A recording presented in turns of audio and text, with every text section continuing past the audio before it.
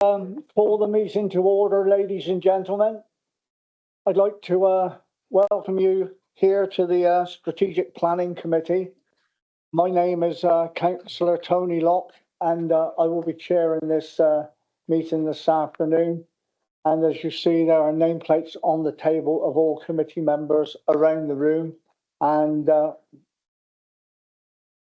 hope we have a fruitful application for all concerned and discussions for all concerned.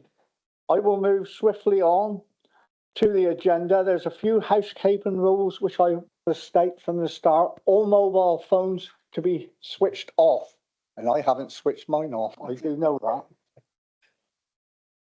I do apologise. So all mobile phones off. I don't believe there are any fire drills planned, but just follow the officers around. You can see where the fire exits are in the corners of the room, and let's hope everything from that point of view goes smoothly. I'm going to move swiftly on. There are a couple of apologies for absence, and that is from Councillor Andrew Kendall and Councillor John Hunt, who was taken ill this morning. And I have to say, to notify that there are no substitutes for those members at this committee. But for those of you in the room who are wondering, sat next to Councillor Edric Hobbs is a young lady, and I'm going to just ask him to introduce her briefly because she is not a member of this committee. But briefly, please, Edric. Thank you, Chairman. To my left is Autumn Golding, who is doing work experience with me. She's the sixth former at Wells Blue School, so she won't be participating in meetings. She's here to look at how we do things as a committee and to take some notes for her own personal use. Thank you. Thank you very much for that, Edric. Right. Item 2, minutes of the meeting held on the 21st of March. Is it for committee members, is it your wish that these minutes are signed? Simon? Propose that you accept the minutes, Chair. I will ask my Vice Chair, Andrew Salton, to sign them as I was in hospital at the time of this meeting.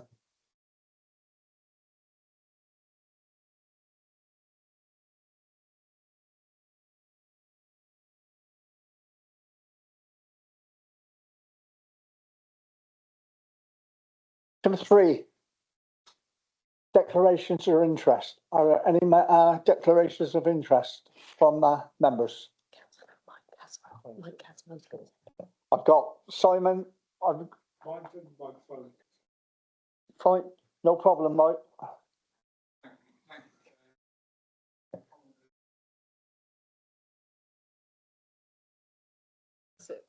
It was switched on, it's gone off. Okay, I'll start that again. I, like many other members of the committee, have received a large number of emails in the last 48 hours, most of which I've managed to respond to. But if I've missed anybody that wrote to me after about 9:45 this morning, I'm afraid I was in meetings or travelling to this venue. Now, the questions have been raised. I'm sure they will be answered by Mr. Arnold during his presentation, and I'm sure that other colleagues will follow what I've said with a similar comment. Thank you, Chair. Thank you for that, Councillor Coles. I don't want every member in the room to put their hand up. I will speak for everyone. I think for all councillors who've received a vast number of emails that they have been, it is noted by officers. And that is fine. So thank you for that, Simon. We will move on then to item 4, public question time, which I believe there are none. There's no public questions. Moving swiftly on to item 5, and that is the application for the West End Quarry. Now, I would like to notify everyone in the room that this report covers all 3 applications for West End Quarry. Now, at this point, I will hand over to the planning officer to make his presentation. Thank you very much.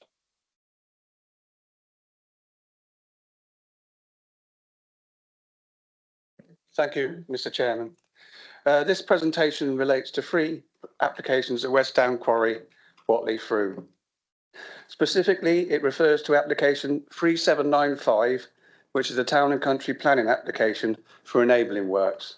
Application Ref 3836, which is an interim development order, and application reference 3838, which is a review of mineral planning permission. Essentially, the 3 applications will enable the reopening of West Down Quarry, which is a dormant quarry that ceased generating back in the mid-1980s. If we move to the slides.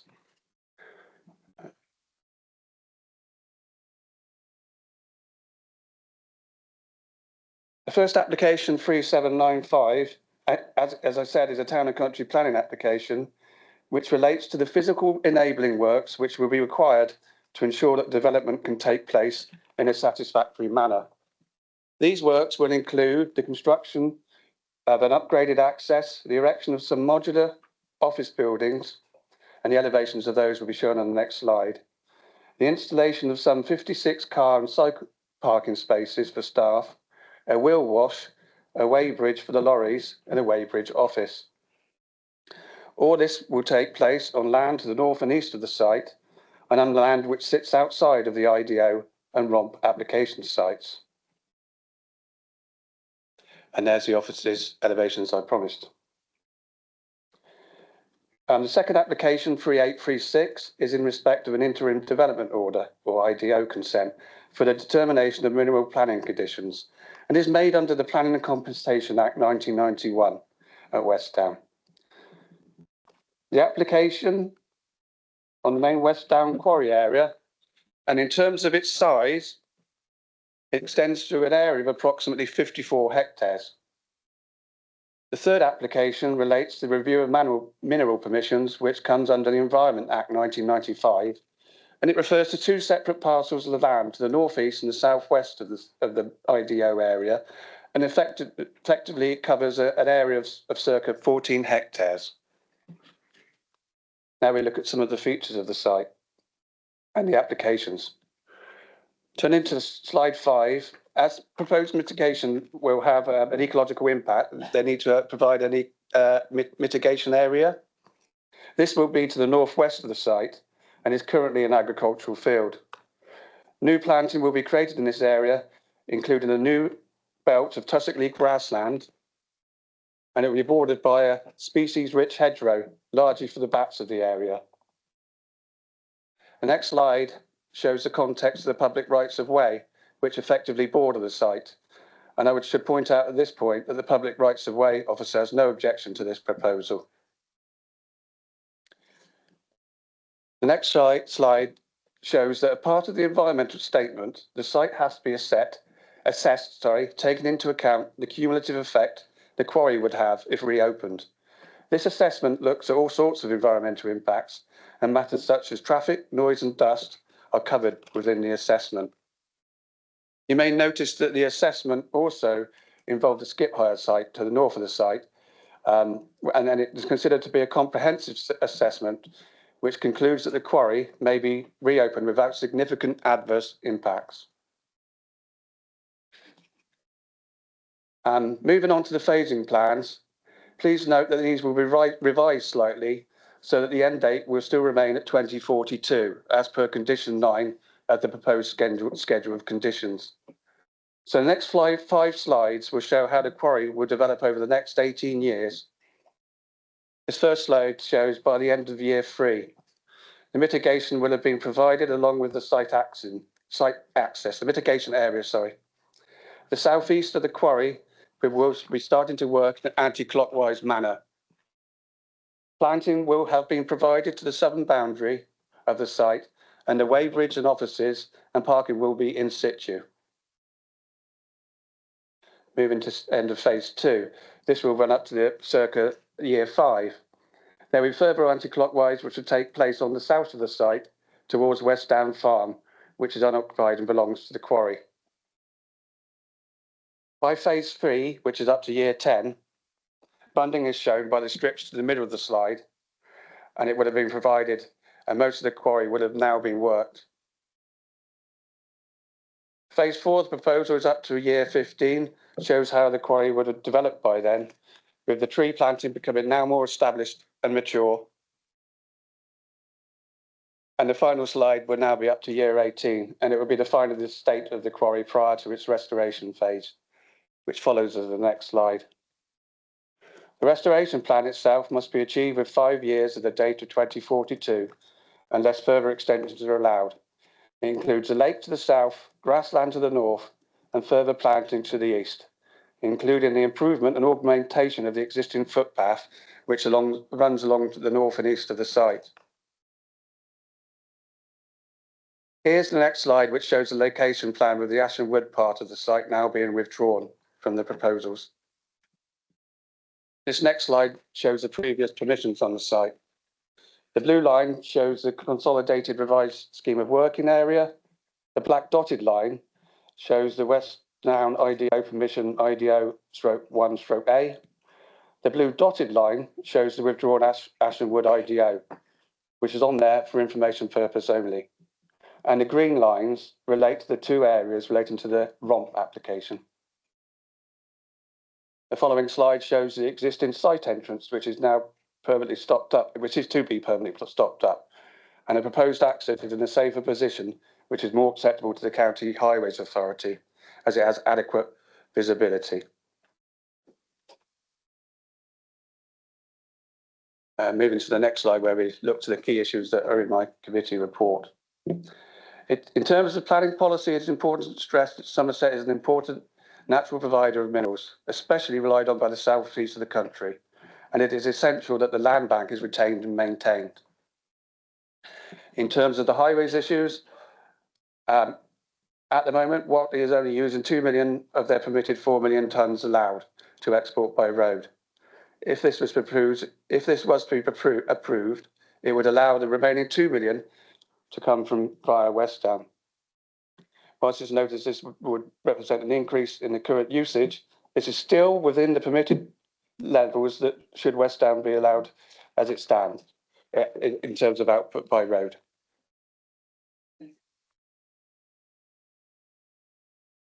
To interrupt, please, to sit down. The officer's making his presentation, and I'm sorry. Could you please sit down and leave the officer to speak and not interrupt the meeting, please? If you've registered to speak, there is an ample opportunity for you to speak and an allotted time. But if you haven't registered to speak, you will not speak. But please do not interrupt the meeting. Carry on, Mr. Arnold, please. In terms of output by road, as it would be restricted by a legal agreement to a maximum of 2 million from each site. In terms of the impacts on the site, environmental impacts, this will be strictly controlled by suitable planning conditions, which are already in use by the other existing quarries in the area. In terms of impact and amenity on the living conditions of neighbours, the details of how noise, working hours, blasting, dust, vibration, odour and lighting will be controlled by suitable enforceable conditions, which are reasonable and in scale with the development proposed. In terms of visual and landscape impact, the proposed development would not cause significant detriment to any of the key characteristics of the landscape. Adverse impacts during the operational period would be temporary and short to medium term and would be offset by the restoration landscaping proposed. In terms of heritage impact on heritage assets, the South West Heritage Trust have assessed the proposal in terms of any impacts upon these and have raised no objections.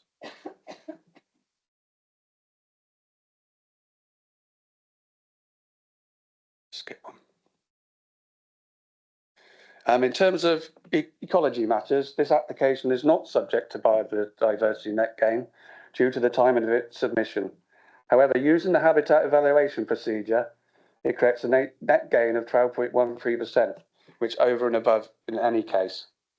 Unfortunately, we do not have our principal ecologist here today due to illness, but I am aware it's a point which has been brought up by the objectors. In terms of groundwater, this will be pumped to Watley Brook and Forbury Water. The excavation will be below the water table and dewatering will be required to facilitate dry working and safe site conditions. Groundwater volumes intercepted during the proposed works are estimated to be between 7 to 16 megalitres a day during the proposed works.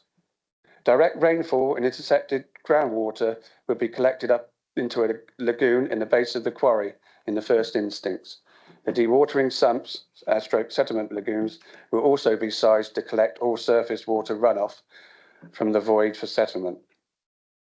In terms of flood risk, the flood risk assessment has been deemed acceptable to the League Local Flood Authority, and we have a representative from the LLFA, Amy Fletcher, here to answer any queries on that point. So therefore, I move to my recommendation, Chairman.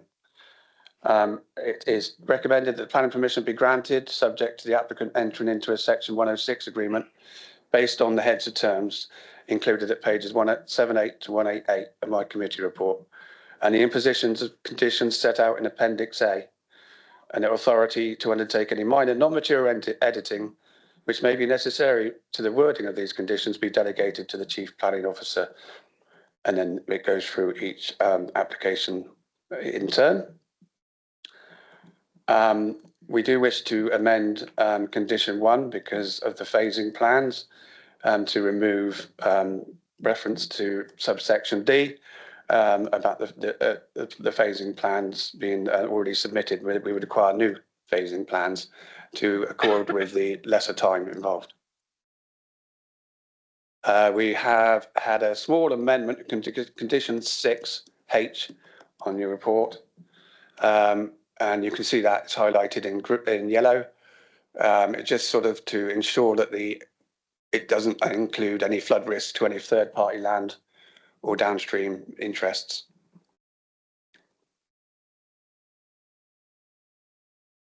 We also wish to remove condition 4, which relates to Ashton Wood, and replace with 2 highways conditions, and they can be read there. It's basically to ensure that the access is significantly provided and the existing access is closed up. The final slide is an aid memoir to the members that went on the site visit to the vantage points that we took them to.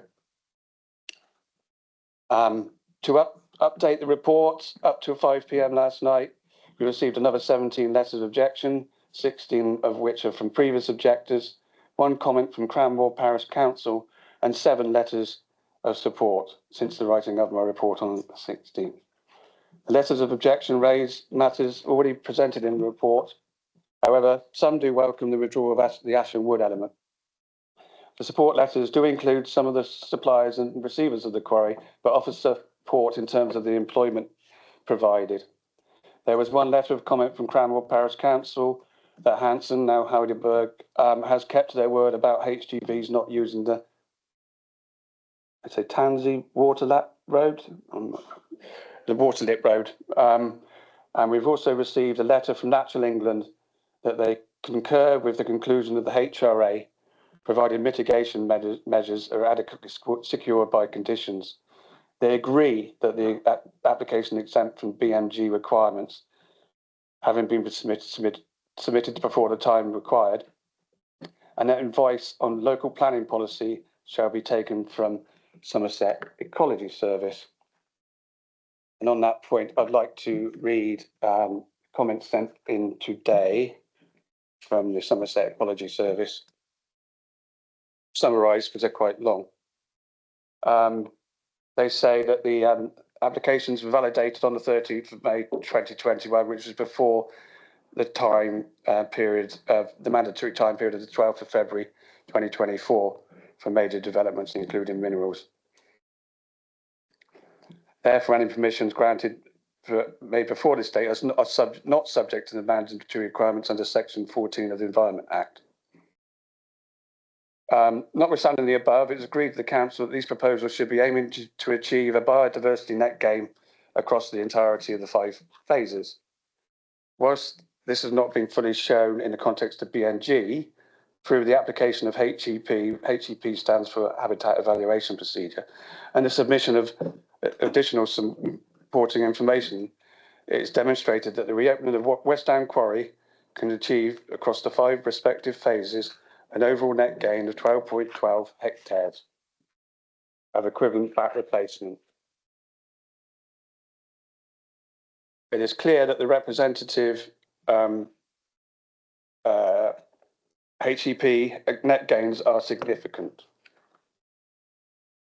They say that the recommendations have not to date received any objections from Natural England, who have been consistently corresponding to and subjectly engaged with the planned development across the duration of these applications.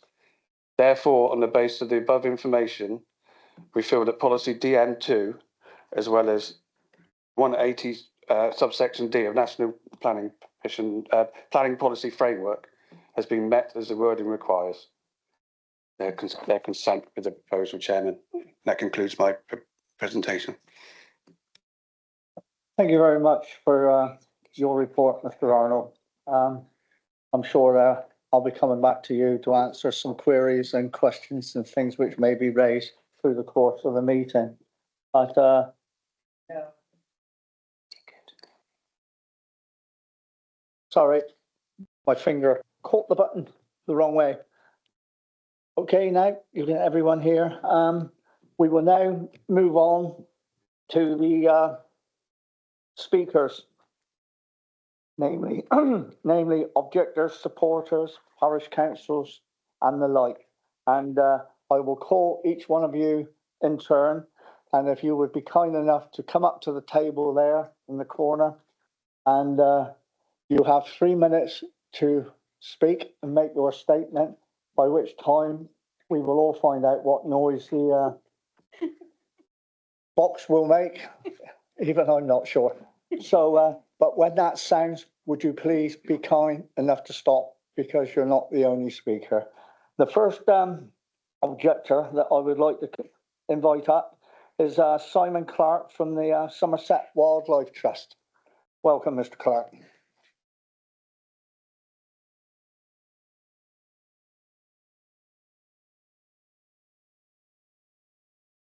Yeah, okay, ready.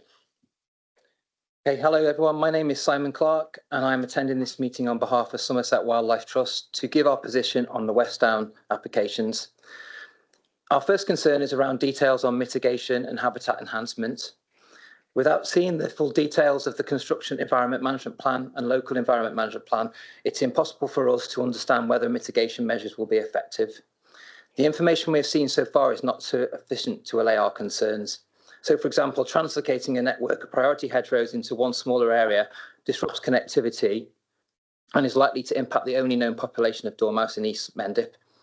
In spite of requesting information, we are not clear on the phasing of mitigation measures and whether sufficient time will be given for habitat establishment and how populations of species such as dormice, bats or great crested newts, for example, using these mitigated habitats will be shown to be adapting.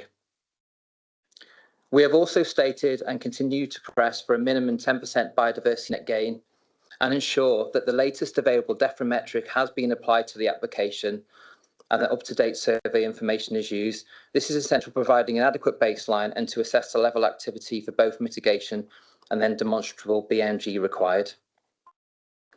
We still await the review of the overdue Somerset Minerals Plan, which should be used to guide landscape-wide decisions on quarrying activity. At a time of climate and an ecological emergency, key policy considerations such as climate change, biodiversity net gain, etc., must be taken into account. In the absence of this review and a more holistic approach to planning, there is a real danger that at the very least, the Council's ambition for nature recovery will not be achieved, and a serious likelihood that the vital nature networks and corridors will be disrupted beyond repair. To conclude, in the light of increased urgency around biodiversity loss and climate change, as demonstrated in national and local state of nature reports, our original position still stands and we are unable to support this application.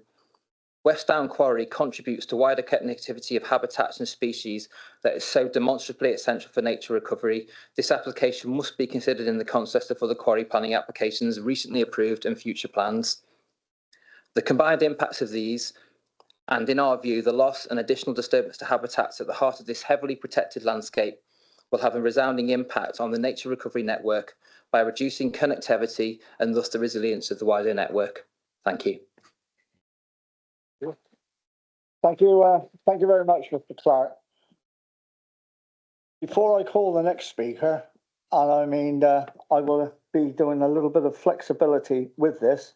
I may let a couple speakers speak and then ask the planning officer if he wants to address a few things. But seeing as how they are all residents, I would just like to ask the officer if he would like to address any of the concerns raised by Mr. Clark in his comments to the committee. Mr. Arnold? Yeah, I would refer everybody to the ecology conditions that are in my suggested suite of conditions. And of course, we've got the extra ecology information that we want through the Section 106 agreement. In terms of the climate change emergency, I would refer members to page 165 of my report, where it's outlined how the quarry operators would be trying to, mitigate to what they are, they're working. So there are suitable conditions which we think, and suitable stipulations in the Section 106 which will adequately address Mr. Clark's concerns. Okay, you finished? That's lovely.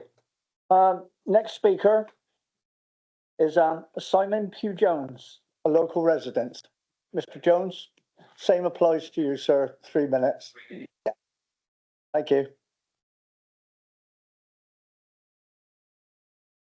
The time will start when you start speaking. Thank you. I've been a science teacher at Rithington School since 1989, teaching generations of young people from the Mendips and setting up the Rithington School Orchid Project, linking students here to conservation partners across the tropical world. I've witnessed firsthand the threats to biodiversity in our tropical forests, as well as working to support communities trying to protect those forests, flora and fauna. I've been taking groups of students to West Down Quarry since the early 1990s to witness, survey and record the return of plants and eventually woodland to this remarkable post-industrial landscape. I've also brought visitors from around the world to see Asham Wood to show that Somerset has ancient and special forest, and they've taken them to West Down Quarry to observe the possibilities and challenges for natural reforestation and habitat recovery. This experience has led me to conclude that the 35 years recovered habitat is a significant part of the unique Mendip Greatwood and deserves the same protection as the rest of Asham Woods. I say the rest of Asham Woods as I believe that West Down's patchwork of quarry regrowth and forest remnant returns Asham Woods to its natural ancient state by adding a mix of open canopy and bare ground many ancient woodland species require. The best example is provided by the orchid species that can now be found flowering abundantly in and around West Down Quarry. West Down's bee orchids, pyramidal orchids and common spotted orchids show that the area is significant biodiversity value. They will not be helped by a bat house and 20 years of destruction. There is clearly a two-way biodiversity flow between West Down and Asham Woods. Paragraph 6.51 of the report suggests that mitigation proposed will satisfy biodiversity net gain, but I challenge this premise and the statutory consultee's position. Clearly, the 35 years of habitat recovery in West Down, once destroyed, cannot be instantly recreated. This is a really significant 35 years. The mitigation will not replace it in my lifetime or in the lifetime of many here. The mitigation plan is based on out-of-date surveys measured against an out-of-date BNG metric and represents out-of-date thinking. I've seen many examples of deforestation in ancient tropical forests, in Brazil for middle-class housing, in Laos for coffee production, and in Guatemala for cattle ranching. This destruction is not being carried out by bad people or sanctioned by evil planning authorities. It's simply the fact that neither the people or their planning authorities recognise that their little bit of habitat destruction matters. As a result, we are losing the world's biodiversity, one field, one house, or one quarry at a time. It has to stop. Today, we are celebrating 80 years since D-Day marked a turning point in the war. By turning down these applications, you have the opportunity to mark a turning point in the loss of Somerset's biodiversity. Thank you.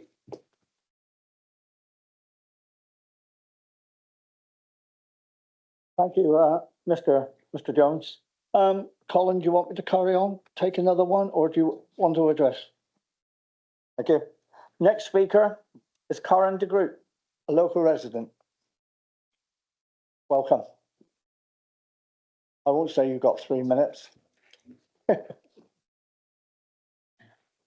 I'm a member of the Chartered Institution of Water Environmental Management, and I've worked in the water industry for over 35 years.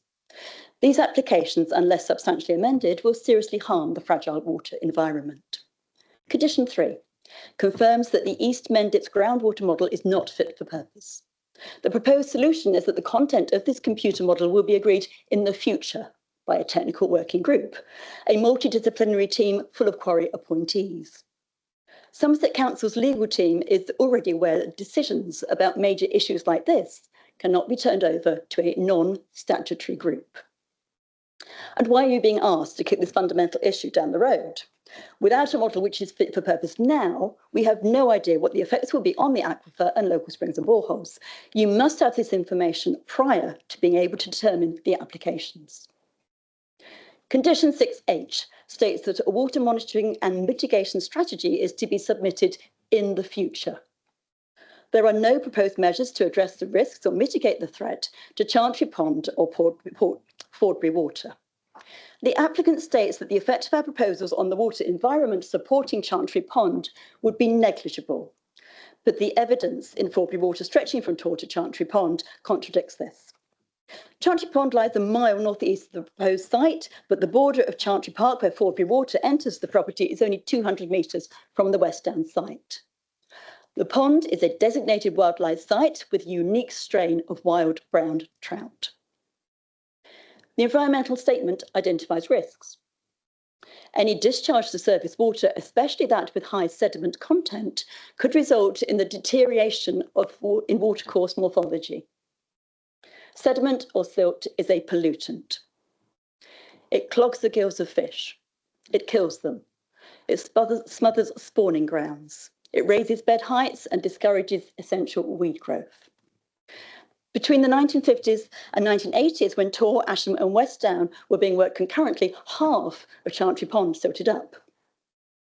The pond continues to receive turbid, silt-laden water from Tor Quarry dewatering, as dewatering simply does not effectively remove fine solids. How much worse would this get if sediment from West Down is added to this? Finally, water surges from Tor's dewatering cause erratic temperature fluctuations, and water temperature rarely achieves a level at which cyprinid fish will spawn and eggs and fry would survive. Again, West Down would exacerbate this. In summary, each of the conditions you are being asked to approve relating to the impacts of water from reopening West Down either address the potential problem after approval or do not address the issue at all. The applications are incomplete and harmful. They should be refused.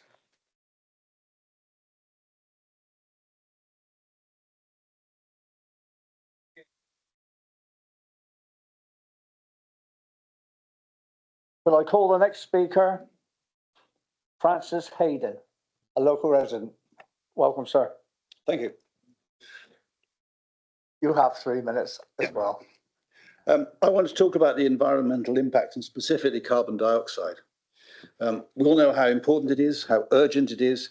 We know that every one of the past 9 months has broken global temperature records, and we know where that trajectory is taking us. In response to this, the NPPF says the planning system should help to shape places in ways that contribute to radical reductions in greenhouse gas emissions. The Somerset Climate Emergency Strategy says it sets ambitious goals to become a carbon neutral county by 2030.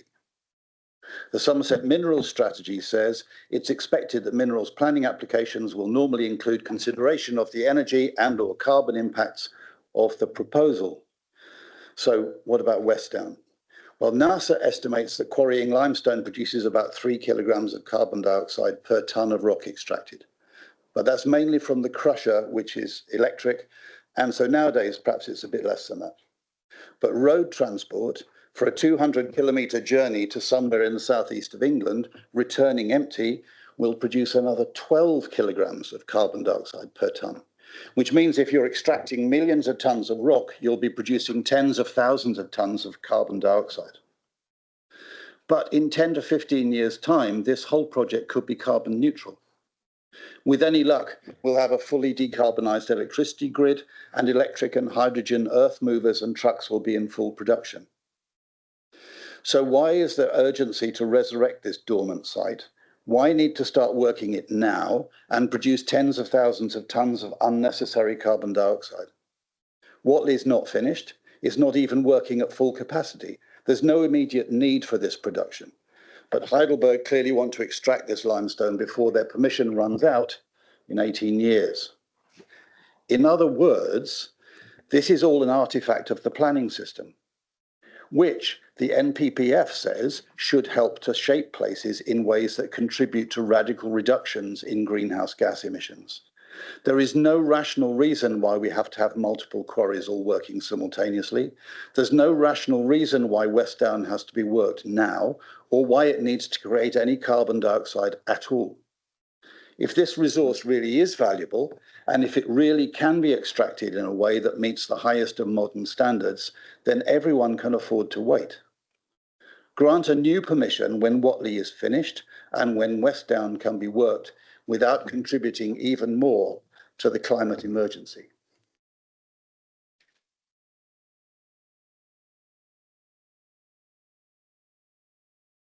Thank you very much. Thank you very much. The next speaker is Richard Moyer, another local resident. Welcome, sir. If you could take your seat, and you have 3 minutes also.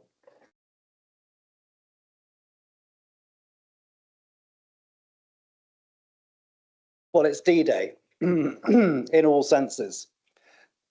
What are you being asked to do today? 2 of the 3 applications are for the resumption of dormant sites with underlying permission. Before these can restart, you're being asked to determine a full set of modern planning conditions, just like any permission you would normally grant, ensuring the developments meet modern environmental planning law and guidance. However, if you approve the applications today, the conditions set out in the report will not meet these modern requirements. I'm referring to BNG, surveys, water model. Your officer advises you to approve the applications, but the key draft conditions all kick these approvals into the future. Over half the mitigation is at restoration 2042, or to quote Mr. Arnold a few minutes ago, unless further extensions are allowed. Pretty clear. Imposing such future conditions would be unlawful. The court has made it clear that conditions should not be imposed which postpone consideration of matters which go to the heart of whether permission should be granted. It's a case called Hillingdon. Here the court explained, it is irrational and unreasonable for an authority to give what is intended to be a definitive approval to a request, but also subject it to a condition that requires the authority to consider later whether the approval should have been granted in the first place, especially where the condition is integral to the validity of the approval. That's the position here. The conditions are all that you are being asked to approve. This essential work has to be done first. It's not just the law, it's common sense. You should refuse these applications on this alone. 1,100 objections, 400 odd letters to committee members post Asham agree. The 3 previously, and now 10, I think, who supported it may not agree. Another issue is the enormous cumulative impact of opening West Down with the 3 other major quarries within a kilometre. In the report, Colin Arnold says, Whatley is expected to increase the use of its railhead, currently about 3 million tonnes. This is not possible as there are no more slots on GWR, according to Network Rail. Therefore, quarry traffic will increase by 33%, from 3 million to 4 million tonnes per annum. A week ago, a young mother told me she's terrified by quarry traffic every time she drives her kids to school. 2 people died on the A361 last week. That's before this inevitable increase. And the officer says there would be no unacceptable adverse impacts. The key ecological conditions and 106 obligations at the heart of these applications indeed are the applications are not fit for purpose and not lawful. The work has yet to be done. The cumulative impact is unacceptable. Please refuse these applications. Thank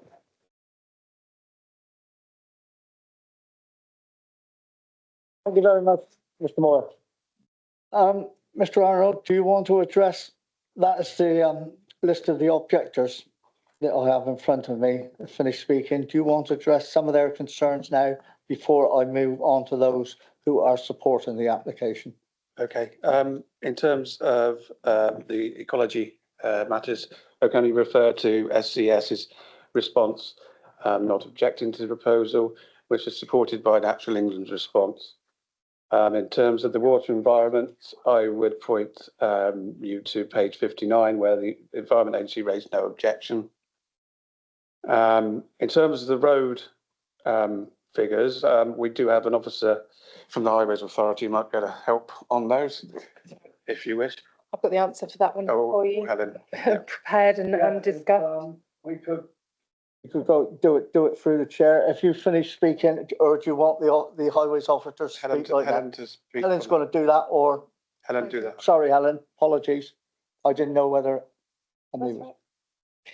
So with regard to the road transport, what we've been told in the transport assessment is there will be an increase in the rail freight to the southeast, and that the road-borne stone will be more local. So that is what we have submitted to us and available for our consideration.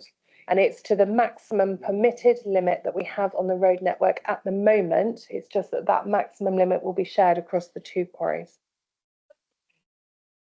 Could I ask for quiet from the public, please? Thank you. Not what British Rail says, though, is it?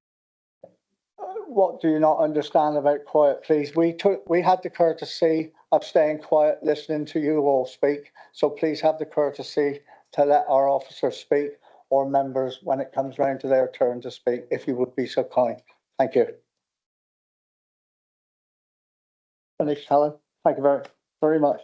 Mr. Arnold, have you got anything else you wish to say? I just reiterate that we need the limestone for the land bank of the Somerset Minerals Plan. So it is an important application, and my recommendation still stays for approval with the conditions as stated. Thank you very much indeed. Now, members, before I go on to asking the supporters of the application if they wish to speak, and I will just look at you around the room, is it your wish that I call a 5-minute comfort break at this moment, or are you happy to carry on? Carry on. Thank you very much.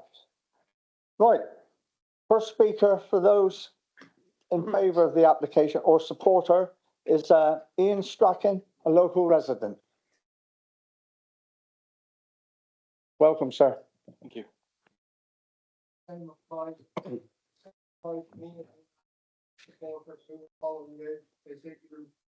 All have 3 minutes to speak, and we haven't heard the alarm go off many times, so you've all been very good so far. Thank you very much. Good afternoon, and thank you for the opportunity to speak in support of the updating of planning conditions for reopening West End Quarry. I have nearly 20 years experience in the quarrying sector, over 10 of which have been with Heidelberg Materials, formerly Hanson, which include time spent managing the aggregate operations in the southwest, which also included Whatley.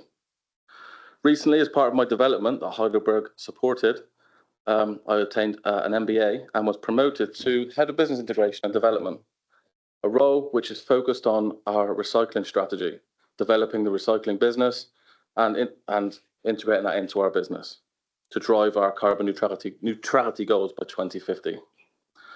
Our recycling business aims to conserve natural materials through recycling, reusing and reducing primary raw material use. We've opened numerous recycling hubs across the country, with many more in addition following on. We've also recently acquired Mick George Limited and B&A Group to enhance our construction waste recycling efforts. We are also committed to creating the UK's first net zero cement works, progressing plans for carbon capture facilities at our Pagewood cement plant in North Wales. This facility will capture up to 800,000 tonnes of CO2 annually, aiming to produce net zero cement by 2028. Additionally, we're trialling decarbonisation technologies, including Sea Capture's solvent-based system at Ketton Cement Works and exploring ammonia as a hydrogen source for fuel at Ribblesdale Works.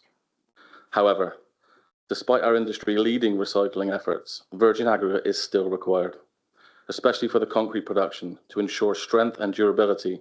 Responsible extraction by operators like us is essential to balance these needs with net zero goals. Reopening West End is vital for securing ongoing supplies. Minerals are crucial for building and maintaining infrastructure necessary for a low carbon economy. Contrary to popular belief, mineral products are not in abundant supply. Between 2009 and 2018, only 75% of crushed rock reserves were replenished, leading to an increasing supply gap. Reopening at West Down will also benefit the national and local economy. An independent study survey found that continuing operations at Whatley and reopening West Down would contribute over 2.2 billion up to 2042 and generate 750 million in tax revenue. The two sites will support over 200 jobs and 730 additional jobs in the regional supply chain for the next 20 years. Thank you for the opportunity to speak. Thank you very much. Thank you very much, Mr. Strachan. Next speaker is Mr. Vince Pitt, a local resident. Welcome, sir. Same applies. Yeah, thank you. Okay. So my name is Vincent Pitt. I'm the operations manager at Whatley Quarry. Also a local resident. I live in Holcombe in Somerset. So Whatley Quarry is one of the company's largest in the UK. It's just one of a handful of rail-connected quarries and delivers around 3.7 to 4 million tonnes into the UK. We have around 90 staff and 35 permanent contractors with at Whatley Quarry, all of them that live within a 10-mile radius of the quarry. If this application is approved, I will also be responsible for the day-to-day operations of West Down. In addition to being committed to the health and safety and well-being of our employees, my focus at West Down will be ensuring that we will be the best neighbour that we can be, just as we have been in my 4 years at Whatley Quarry. In my time at Whatley Quarry, I have put a lot of effort and work into mitigating the impact of the operation and support with community initiatives. A key part of this has been responding to feedback received from the community, including through our liaison group meetings that are represented by local stakeholders and parish councils. Within this communication and work on site, we have managed to adapt our approaches with blasting and reduce the vibration, reduce our operating hours through running efficiencies, improve the HGV routes around the local villages, and managed to secure local investment for the site to improve the machinery in the plant.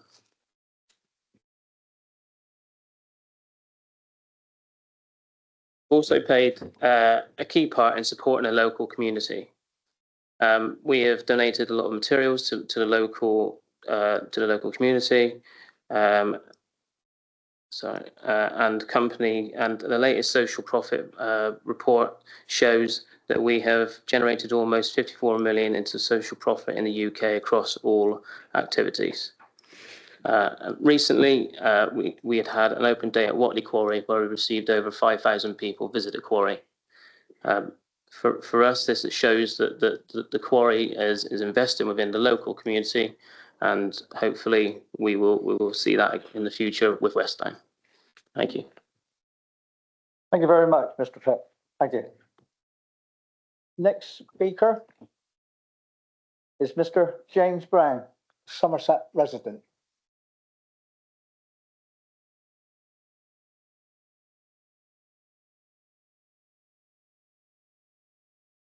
Hello, and thank you for the opportunity to speak today in support of the opening of West Down. My name is James Brown, and I come from not far from here, Peasney St John. I've been recently appointed to my first management role as unit manager for Tiverton Quarry in South Gloucestershire. But before that, I was based at Whatley Quarry as part of Vince's team. I joined Heidelberg Materials straight from school at 18 as a hire apprentice in 2020. Previously known as the Leadership, Education and Development Programme for post-sixth form leavers, the programme combines on-the-job training with a diploma at Derby University. I am now combining my new role with ongoing learning supported by the company, and for example, I'm currently doing my BSc in Minerals Management at University of Derby, supported by the business. So I am a real-life example of Heidelberg Materials' commitment to develop its employees. I've been able to progress in a rewarding and well-remunerated career with prospects for future promotion, while being able to continue to live in the area I grew up in and love. You may be interested to know that the company offers several different entry points. craft apprenticeships are both 16 and 18, the higher apprenticeship programme, which I was on, as well as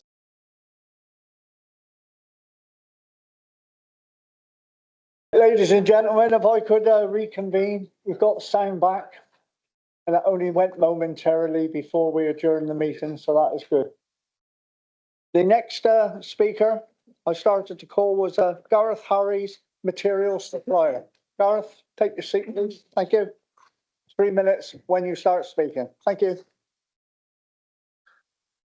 Good afternoon. My name is Gareth Harries. I run a small electrical business, and we are basically all of our work is within sort of the companies around the Mendip Hills in the quarrying industry. My background is I grew up in Somerset in Waterlip, so I was surrounded by the industry. Something I've always been a part of, really. My friends, family, neighbours, generally always find someone who works in a quarry. I managed to get myself an apprenticeship when I was 16 at one of the major quarries in the area, where I served 12 years and then decided to go on my own. I employ 2 full-time and 2 subcontractors, so I'm very small, but I am very dependent on all of these quarries and their continuation. Heidelberg has been a good customer to me, as have they all, and I am heavily reliant on this industry. For the future of myself, my family and my staff, and all of the secondary subcontractors and other businesses that I use and sort of affect their economy. As well as doing work within the quarries, I have done work on behalf of Heidelberg, particularly within local communities, churches, and installing defibrillators. And I am personally passionate about the industry. I've worked in it for 20 years. It's given me lots of opportunities and the opportunity to start my own business. And I believe that there are other people who can benefit from the future of these companies. So, yeah, in summary, I am in support. Thank you. Thank you very much, Mr. Harries. Moving swiftly on, we've come on to parish council, and I've got one parish council, and that's Mr. Simon Clegg from Nunney Parish Council, who are against the application. Is he present? Yes, sir. Welcome, sir. If you'd like to take your seat, and you have 3 minutes from when you start speaking. Thank you very much. Good afternoon. I am Simon Clegg, a local resident, also councillor and chair of Nunney Parish Council, which is perhaps the most immediately and directly affected area. This truly is our back garden. This is a case of real concern to the council and to local residents, given its impact and its merits, or I should say lack of merits. We object. We object to the remaining 3 applications, quarrying 100 plus acres of virgin farmland with the removal of woodland and hedgerows, overwhelmingly, I stress overwhelmingly, objected to locally, including by all local councils. These are very strongly held views that this is unwelcome and unnecessary. I note Westdown Quarry and Asham Wood are both dormant limestone quarries, which were last worked in the 1980s. We are pleased to see the withdrawal of the Asham application. I make no comment today on the legal position that is for others, which has been dealt with. I'm focusing on the impact, which has been clearly demonstrated. The statutory consultees all objected to the application's proposed conditions in their original form. And the surveys, moreover, are outdated, dating the pre-January 2021 period. There is real urgency here, councillors, not least as the applicant refers to this revised scheme will necessitate some double handling of material and the constraint of around 20 million tonnes of mineral reserves. There is unspecified impact on water tables and aquifers, I note the impact on local farmland, water sources and boreholes, and the lack of potential monitoring that would occur there, particularly in the face of recent serious flooding in the area with these areas which are closely connected. Our objections focus on, not least, traffic, with an expected 1/3 increase, harm to wildlife, pollution, dust and noise, let alone the absence of a lawful basis for approving or pushing into the future. Dealt with otherwise today, as I say. I will confess that I am concerned with this council, Somerset Council's ability to monitor and defend this position in the face of its dire financial state. Calls into question your ability to manage this in the future. I wonder why the need is to reopen Westdown when Whatley is operating at 2 million tonnes below its permitted capacity. This is no longer a traditional rural industry. If it is approved, we will have 4 mega quarries in the area, all within a 1 mile area, whereas 3 years ago we had 2. Thank you. Thank you very much. Thank you very much, Mr. Clegg. Thank you very much. Now, I will ask the planning officer, is there anything he wants to address before I move on to the adjacent ward members? Yeah, on a highways issue? Okay. Thank you. Just to be clear for the benefit of members, part of the role of my team is to monitor and deal with enforcement of Section 106 and conditions on mineral and waste applications. We do regular monitoring visits to our sites and they are done regularly at a different frequency for different quarries, but rest assured that is part of the role and the remit that we have within the team. Thank you for that, Helen. I think that's important that all members have heard that from the officer, because that was raised at one of the visits, I believe, when we went to the site. I now move on to adjacent ward members, and the first member I'd like to speak, who is against the application, is from Froome West, and that's Councillor Martin Dimmery. Martin, the same applies to you, sir. 3 minutes will be timed from when you start speaking. Welcome. Thank you, Mr. Chairman, for giving me the opportunity to speak at this meeting. From early in this current administration, several councillors proposed that waste and mineral applications should be heard first by the area planning boards. One reason for this was that in the Mendip area, we are hugely impacted by the number of quarries, including Heidelberg's Whatley quarry, which is one of the largest in Europe. A compromise was agreed that the area planning boards would be given the opportunity to consider quarry applications, with the condition that in the event of disagreement with officer's recommendation, the Strategic Planning Committee would make the final decision. Recently, and for reasons beyond my comprehension, Somerset councillors were persuaded to overturn this policy. It meant many of us local to the major quarrying communities would not get the opportunity to cast our vote. Then, inexplicably, the June strategic planning meeting, at which these applications might have been discussed, was superseded by this rapidly called intervention.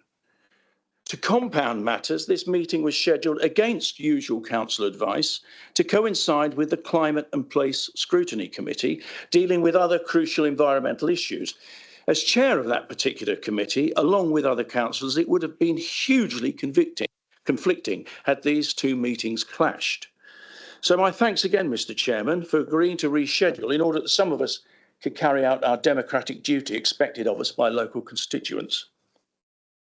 Many councillors on this panel are from outside of the area, but I'm sure you will have been briefed on how important the quarries are for employment and productivity. But it comes at a cost. When visiting a friend's house in Chantry recently, I experienced what I momentarily thought to be an earthquake. The kitchen chairs literally moved across the floor. I was quickly reassured that they are blasting early today. On a visit to Chantry Church, this important Grade 1 listed building shook to its foundations as an enormous explosion took place nearby. Quarries cause airborne pollution.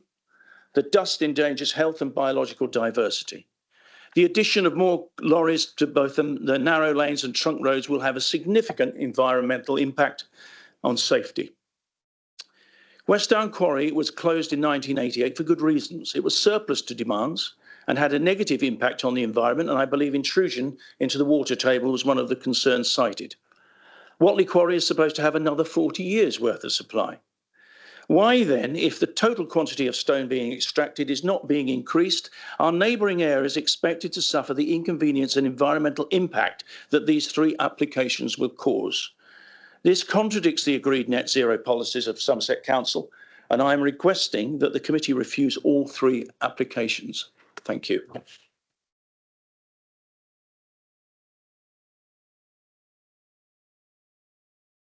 Thank you very much, Councillor Demery. I will resist the temptation to answer about why things was changed from area to the strategic committee, because that has partly been done, and I'm sure it will be done in the future as we move forward. But I would just say from all members here, from my recollection, all the years I've been involved with the County Council, which is since 2009, that all minerals and waste applications was dealt with the regulation committee, which met in County Hall. And I will leave it at that. Thank you.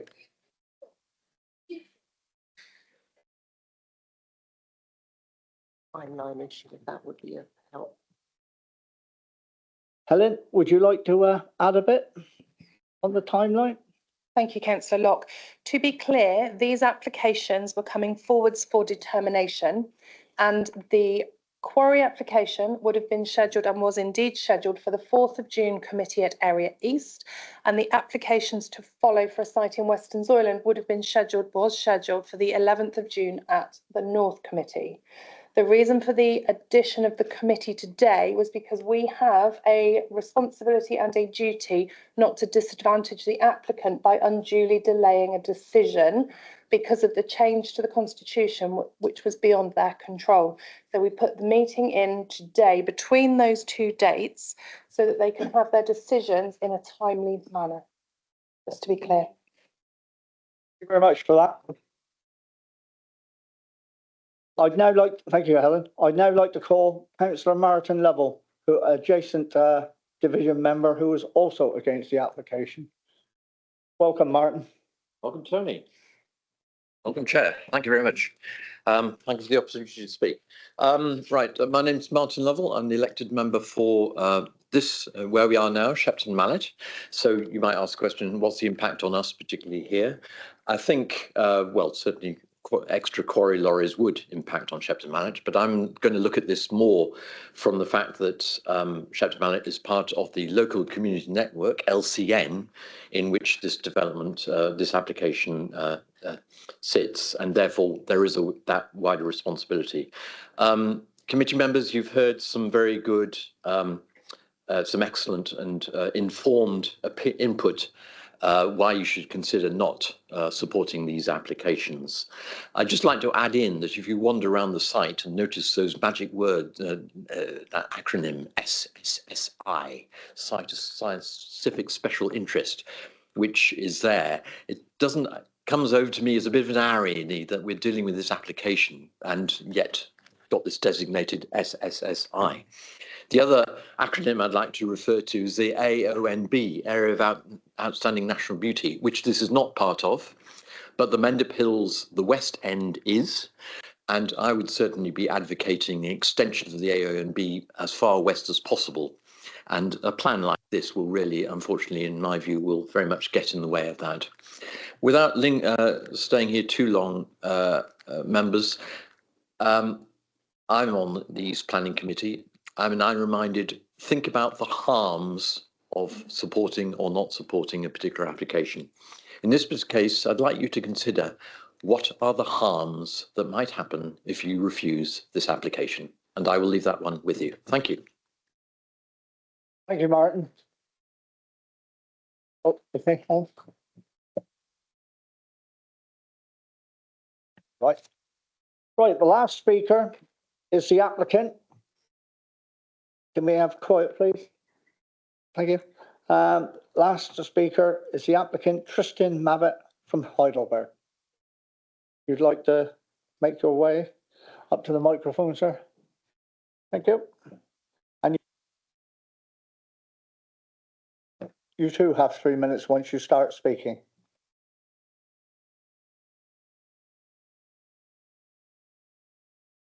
Good afternoon, Chair and members. Thank you very much for the opportunity this afternoon to address you all. My name is Tristan Mabbott. I'm the Planning and Consent Manager for Heidelberg Materials. Since joining the company over 7 years ago, West Down has been a key strategic project of mine, which I'm extremely proud to represent the team that has pulled the application together. From my work previously, we have sought to deal with this application similar to that of a development consent order, majoring on public consultation and engagement.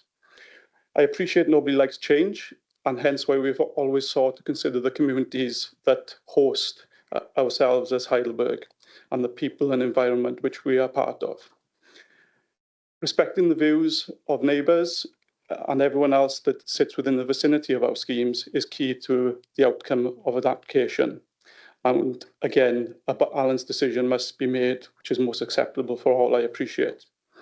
In my 20 years experience as a planning consultant, never once have I brought an application before committee to this avail where we have addressed all statutory consultee comments, including Natural England, the Environment Agency and the like. So I think that's testament to what we've done as a team in order to help mitigate and address certain concerns. The scheme before us is one that is already approved and has an existing permission, with the working method of extraction being sought today. As has been mentioned, the land bank is a key consideration as part of today's application, and with West Down consented, this would help secure the 15-year land supply of reserves within the authority. If I move then on to points of clarification, I think one of the key things for me today, having listened to the debate, is that of the increases in traffic. However, the proposal here is not to increase traffic. It is to merely take the traffic that we have from Whatley at present in terms of our road-borne sales and move those to West Down and seek to ensure that we can use West Down for road transport and Whatley for rail in the most sustainable use of the materials that we have from our railhead, in turn reducing the overall carbon emissions. In doing that, we will also seek to adhere to a Section 106 for lorry routing, a part of the strategic freight network, as has been evidenced by Birdlip earlier today in their representations. A lot's also been made of the ecology and what we have done possibly and what we haven't done. Yet as a responsible developer, we have done what we've done to date, but this is only the start of the engagement for us, with schemes to come forth in consultation with various departments as we go. There is 10% excess. Thank you very much. As how everyone else has stuck to the time, you must do the same. Thank you very much indeed. Thank you. Right. There we go. Right, we've got it working now.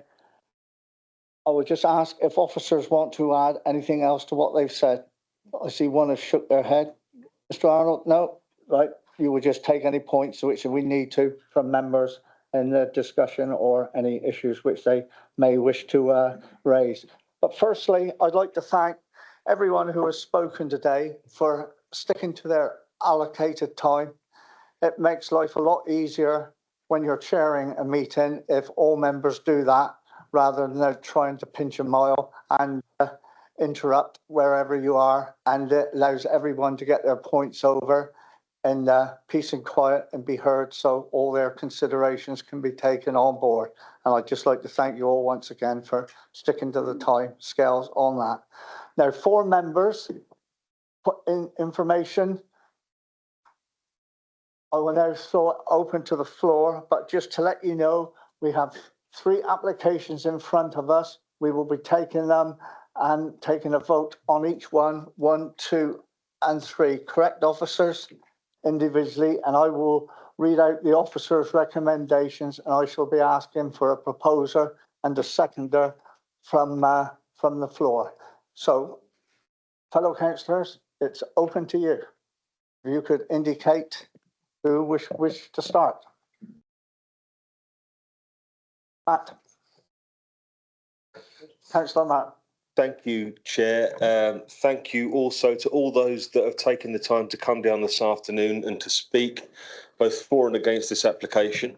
I've covered this previously in other planning meetings with the situation that we find ourselves in, those that are sitting around this table. We are guided by a series of rules and regulations and, of course, the wider law. But it must be understood that in the broader sense, we don't get to choose whether we approve or disapprove of an application, whether we like it or not. There are strictures, there are rules in place. And if an application abides by those rules or doesn't abide by those rules, we have to follow those rules and act accordingly. Anyway, that's by the by. I am pleased to see so many of you here today.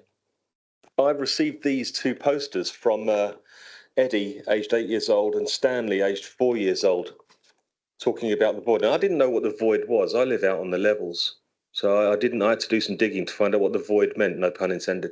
But this sort of highlighted to me the level of interest and the severity of the decision that us around this table are going to have to take today when children are sending me drawings, including Eddie's added a picture of 2 ants and a spider, which is nice.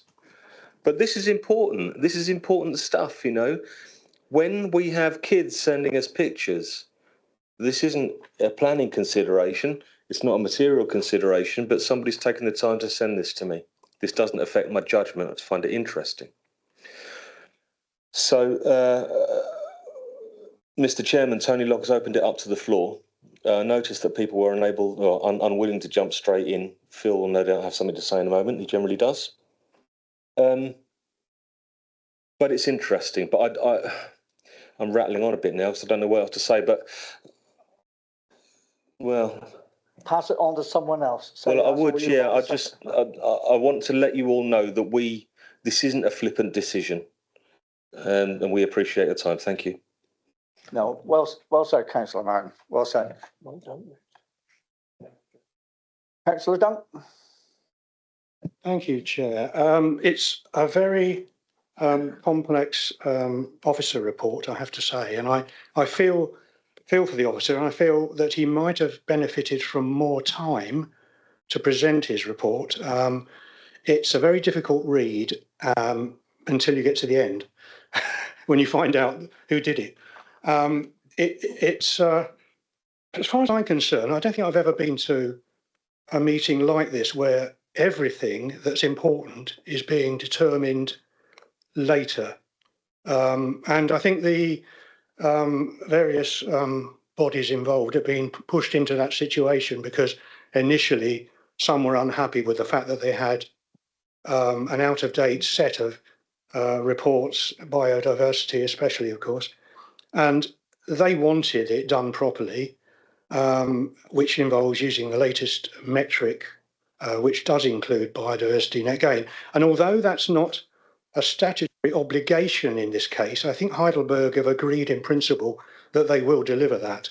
And in that case, I would prefer, not to waffle on at the moment, but I would prefer to say I would defer this decision until we have had all the reports, especially the ones that say no, you can't start until this is done. And most of them say that, I have to say. Most of them say, please don't start work of any type until you've had these reports.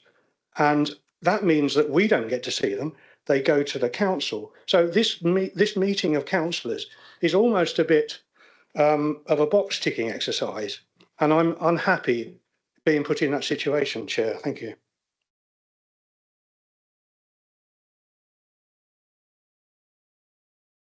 Yeah, I mean, pre-commencement conditions are quite normal. I think this is an application which is right to be determined today. So I stand by the conditions as they're written.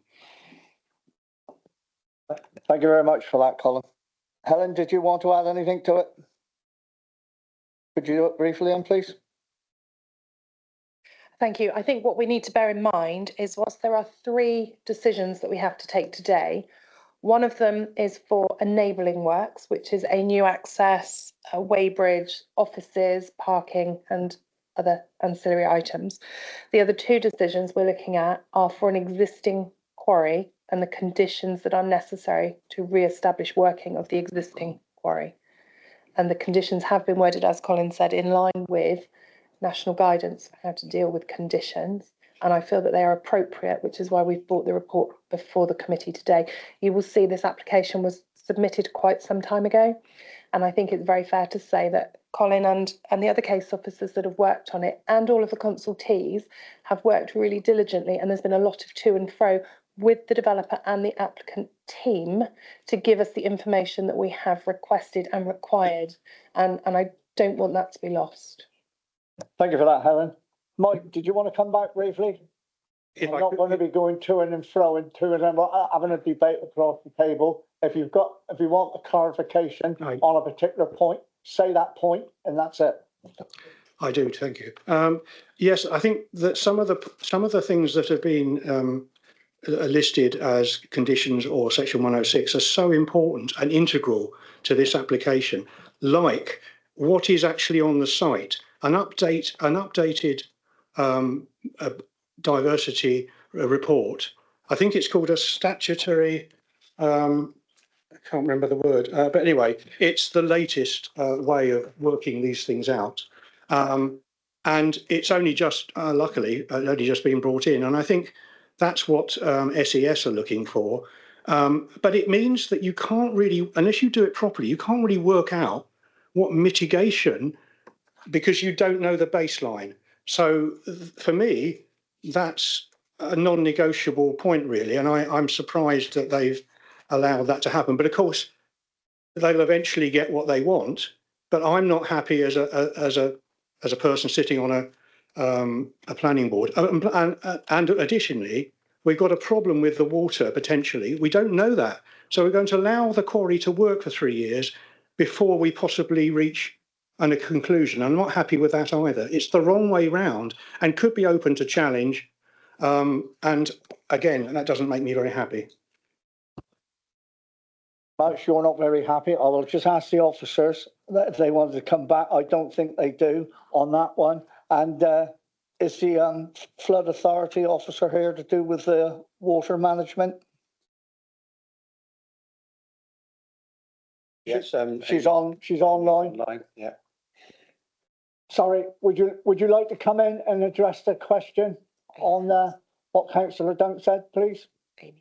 It's just a lot of the questions that have been raised are generally about groundwater, which unfortunately isn't within our remit. There's been a model which has been reviewed and looked at by the Environment Agency. We were generally looking at surface water drainage and managing the rainfall, and making sure that that wasn't going to increase flood risk downstream.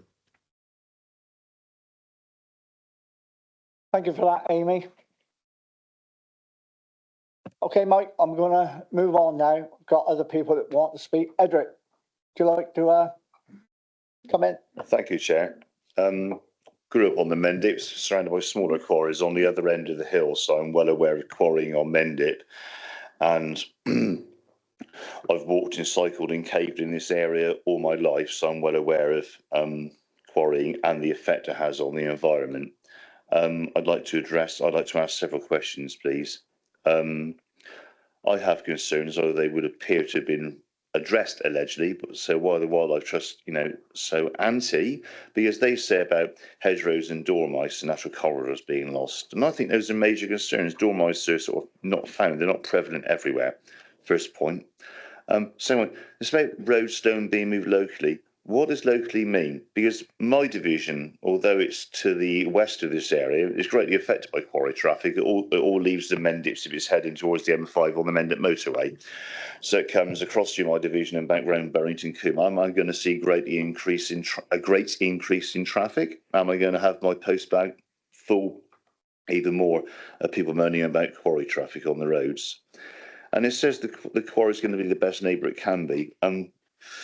Well, I don't see how a quarry can be the best neighbour to anybody when they're blowing up the Mendips. There needs to be a limit to how much stone we take out. Do we need to keep building roads and being slaves to the car and the motor vehicle? I have major concerns over this, but the first one I think I'd like Colin to address would be the one about stone being transported locally. What does that mean, rather than being on rail? Or maybe Emma can answer as a highways officer. Thank you. Colin, do you want to come in on that one? We're working on that one. I can come back on the dormice if that's all right, Chairman. Right, all right. Yeah. Okay. This is also in SES's response this morning. The objector makes a note to dormouse being negatively impacted. It should be noted that any impacts denoting to a protected species, including dormice, will be subject to the protected species licenses issued by Natural England. The requirement under Reg 55, the Conservation of Habitats and Species Regulations 2017. However, associated habitat with dormice and other species under the sub-provisions will also see an overall net gain across the entirety of the phases, including a slight net gain in equivalent hedgerow units. Okay. Want to come back, Edric? Yes, thank you. One quick one. Okay, you say you're going to increase the environment. Well, they don't want to move into it. You haven't increased it, have you? They decide not to take up the area. So if you remove one area of habitat and put another one and just hope they move into it, then you've destroyed the habitat. It may not work. So I'll leave it there. I wouldn't expect a comment on that. That's just my response. Thank you. And I will come in and address, hopefully address the highways one. Say the officer doing it for a second time or a third time. The highways limits are down there of what they stand for at this moment in time. They've already stated that they will not be increased from those limits. They will be up to those limits, so they will not be increased further.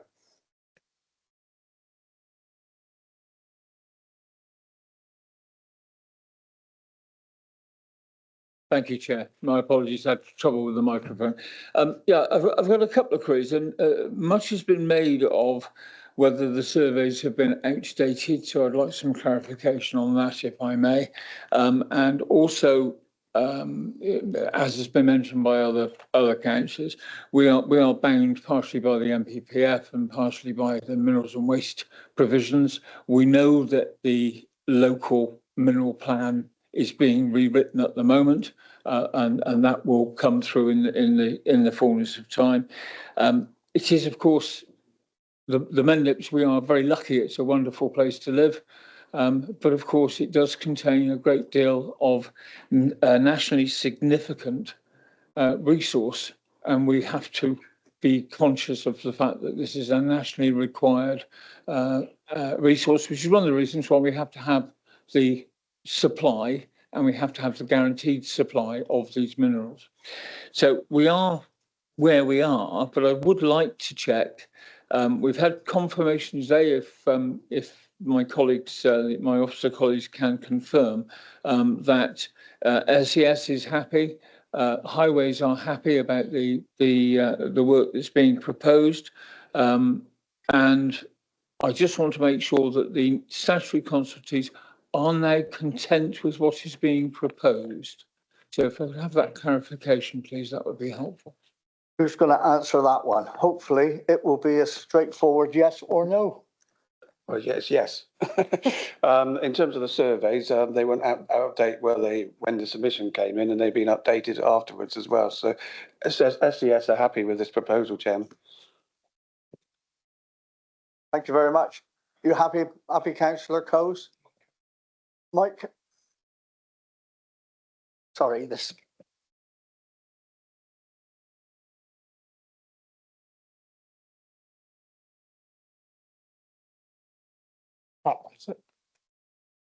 Well, Chairman, I've listened to the debate from the people opposite and from the applicant, etc., and several comments made by my fellow councillors.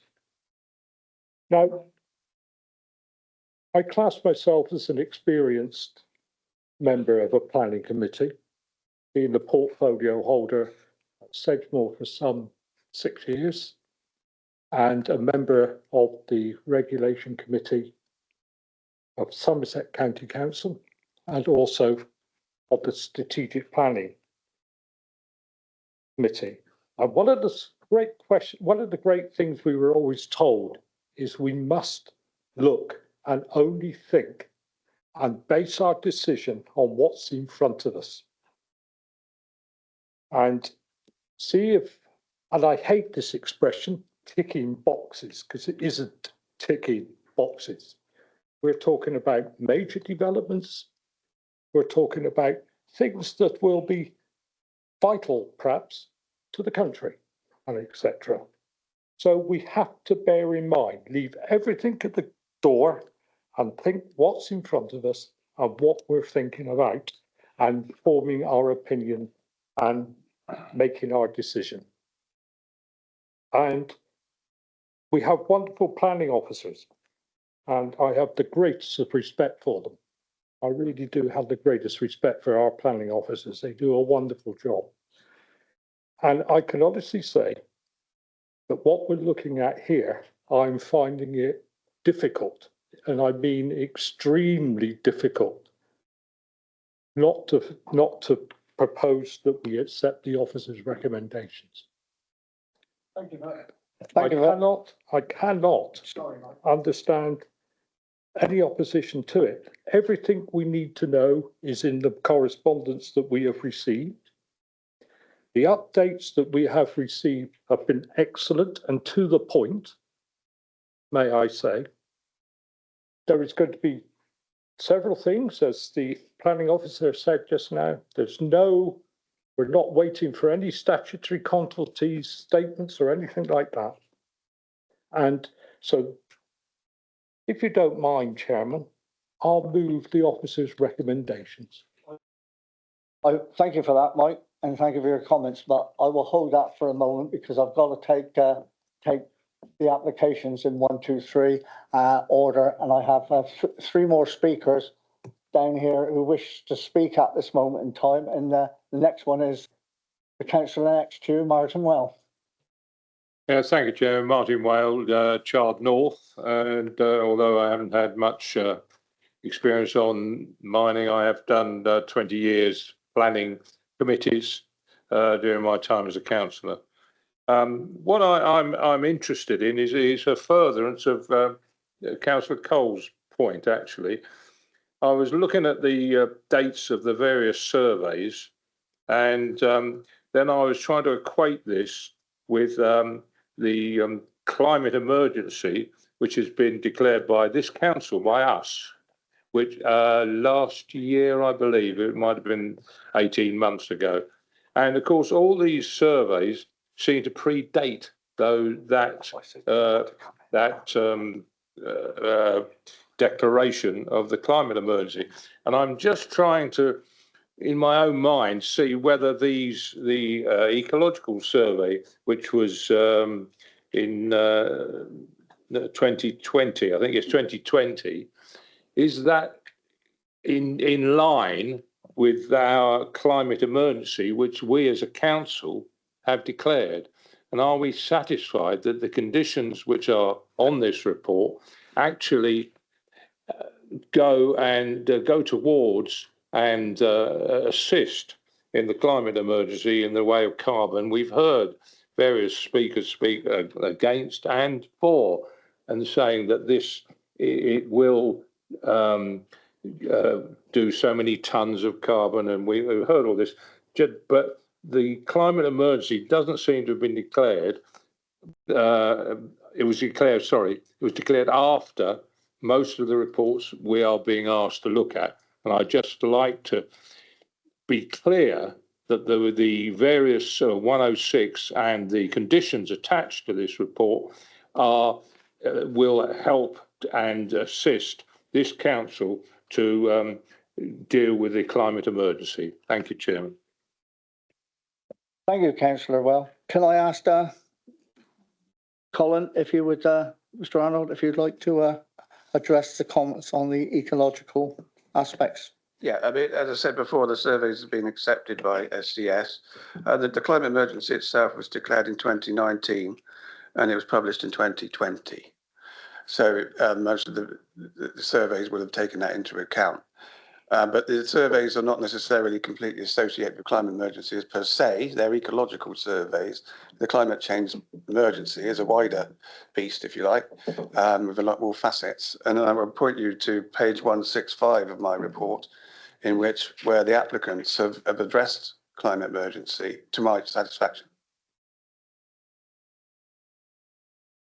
All right, Myron. Thank you. I've got two more who want to speak listed down, but Matt, I know you've spoken once. Is it just briefly something you want to mention?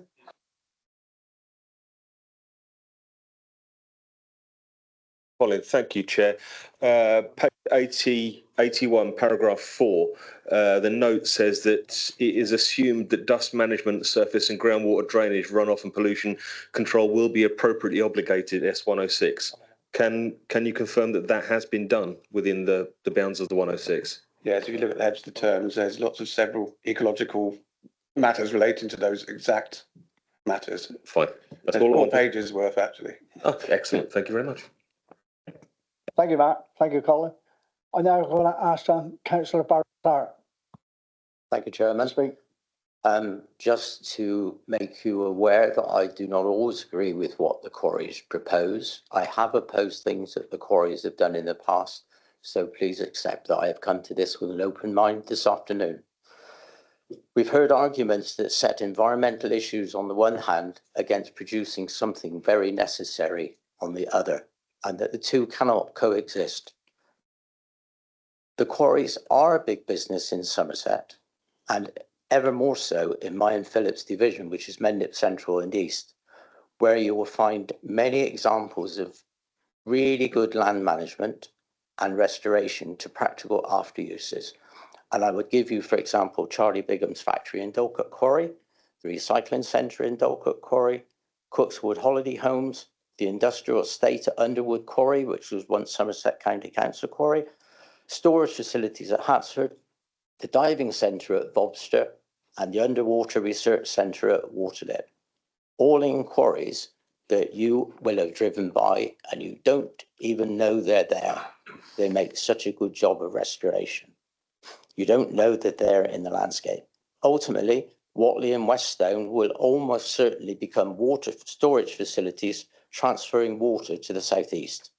Now, we know that Wessex Water have got a big interest in doing this, and it will provide for the future. But all these things take time. From here to there, maybe 20 to 30 years. But that is precisely the point of good planning, getting ready for the future, as indeed Heidelberg recognised by investing in various initiatives for the green future and the employment of apprentices to bring the business on, one of whom we've just heard from. Today, all the quarries contribute to employment. Every direct worker has at least 5 indirect workers who rely on it. Tax revenues go to Her Majesty's government. Business rates devolve to Somerset Council, to the well-being of the local economy and the county.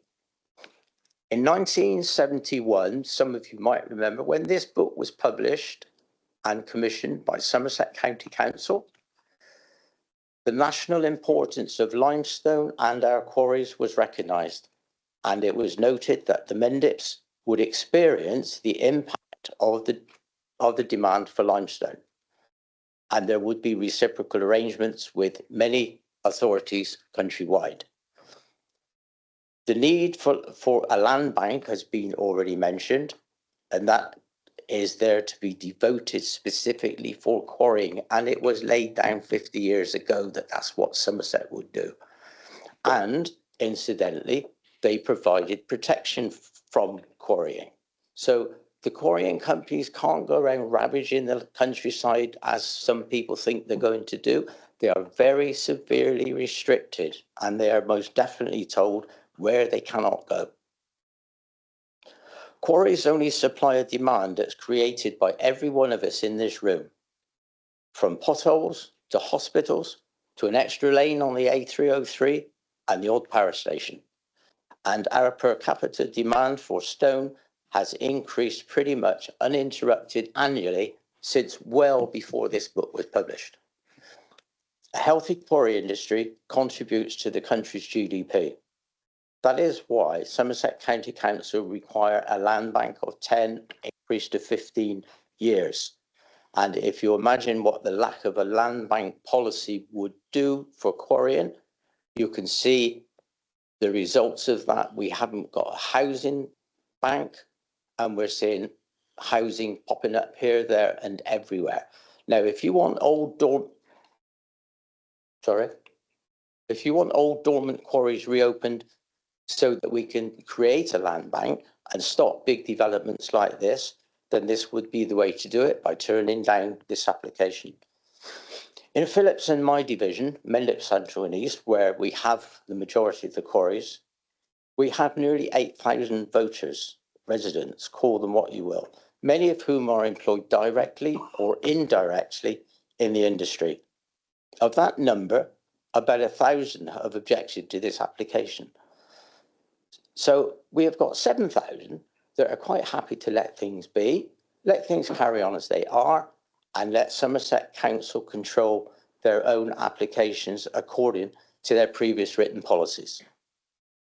Somerset Planning and Mendip District Council, as was, have done, in my view, an excellent job and worked really hard in acquiring and going through all the evidence to support this application and to set the conditions imposed to ensure responsible working will only take place by Heidelberg. They will not be doing things that are going to terrorise the countryside and dig it up and turn it into an absolute hellhole. Thank you, Mr. Chairman. Thank you very much, Councillor Clark. Phil, before I bring you in, one other person stuck their hand up at the last minute, and that's Councillor Reid. So I will bring in Councillor Reid, and I will bring you in as possibly the last speaker. You want? No, I will bring in Councillor Dunk after Councillor Reid, and we will take things as go. Thank you, Chair. It's obviously a very complex application, and I would first like to thank all the very good speakers we've had today, both for and against, and a very concise officer report. But we need to decide today, doesn't that gain outweigh the losses? I'm struggling to find a planning reason, as we're obviously guided by our guidelines nationally, why this should not be approved. Thank you, Chair. Thank you for that, Councillor Reid. Councillor Dunk, would you, as you had 3 goes, I believe, can you say what you want to say and make it succinct, please? Thank you, Chair. I didn't focus on the sort of downsides of this when I spoke initially, because I was concerned about the report. But there are plenty of reasons, as we've witnessed with the people in this room today who are local and are concerned about not only the ecological side of it, the climate change side of it, and the cumulative effect of having so many quarries worked concurrently in a small area. And I think this hasn't really been considered. It's been looked at and dismissed, and I'm not happy that that's happened. But basically, this will affect us, and not the rest of the county, because let's say there is a concentration of quarries in this area, and although it might be convenient for Heidelberg to reopen it for whatever reasons, it doesn't look absolutely essential to me. And I think that they're going to work 2 million tonnes. I mean, there is a concern that at the end of the year, where they're supposed to remediate the entire quarry, that they'll still have some unworked reserves. They might then apply to work, and they should be remediating the quarry at that stage. And I hope they adhere to that. But I'm basically saying there's plenty of climate reason. I mean, Could I ask you to sum up, please? Yeah, And just to say that we are discussing and talking about the application that's in front of us and not what may be in the future. The Heidelberg response to the sort of considerations of the climate emergency strategy are a bit vague and not what I would call specific enough. They're talking about energy efficient light bulbs or and having green tariff energy will be sourced. It doesn't say they will, it says where available. And where it's practical to do so, words like that come in. So I think what we're looking at here is if we start this now, in 10 years' time, there will be much better vehicles available. There'll be much more progression along the route. And to open this quarry now, before that, will just add to our CO2 burden. And I'm afraid I've got children and grandchildren. That's not relevant in planning terms. I will accept that. But we do have an emergency on. And I just think there has come a time when you have to say, is this suitable? And are the benefits I've been quite lenient with you, and you can make all the statements you like, but can you please sum up now in 30 seconds what you want to say with regards to this application? Thank you. I've got one more speaker, right, and hopefully that will be it, and I will be looking for. I would urge people to remember what's been said here about all these factors and make a balanced judgment on whether the gains really do outweigh the harms. Yeah. It's not all about money. It's not all about work. Thank you. Thank you for that, Mike. Councillor Hahn. Sorry you had to wait a long time, but I thought it important to bring in a couple of speakers who might have some relevant points they want to raise, but you know, it's Thank you, Chair. Over to you. Thank you, Chair. I did put my hand up first, but never mind. We're here where we are. I couldn't see me. When you couldn't against the light through the window. Ah, dear. First of all, Mike said something about ticking boxes. Well, I had loads of boxes here, loads of things written down, and I've ticked most of them off because most people have said what I wanted to say. So I'm not going to repeat myself, but a few things did come up that I think haven't really been sorted. First of all, with the speakers that objected, I was really interested from Simon Pugh Jones around the orchids and things. I didn't realise there was so many orchids growing in Westtown. I knew that they were in Asham Void, but I didn't know they were in Westtown. And I think that is important that we mitigate, that we can either move them or look after them. The other one was the silting up of the Chantry Pond. I thought it was very interesting. And I will go back to Tor and see if they can filter the water better so we don't get so much sediment going to Chantry from Tor. And I'm sure they can do that. Moving on to traffic, it was mentioned several times a 33% increase. From the sums I've done, there will be no increase in traffic because it will just be taking traffic out of Whatley into Westtown, and there won't be a doubling up, so there will be no increase. And then that takes me on to why are we looking to the application of Westtown with Whatley already operating? Well, the simple factor is if we go on at the rate we're quarrying at Whatley, it will run out in the next 7 to 8 years. And most of that stone goes out by rail. More than half of it goes out by rail. Once Whatley's finished, there'll be no rail. So that will mean a 100% increase of lorries on the road. So I think it's important that we make Whatley last as long as we can to keep the trains running for as long as we can. Regards to visual impact, I've worked out I've got 17 actual quarries in my division. Some are dormant, some are finished. And as Barry said, some have got other uses. But driving around the area, very little visual impact. you might notice the entrances, but you don't notice the quarry. The only time you can notice them is from the air, as this photograph shows all the quarries labelled, and you can see them all from the air, but not from the ground.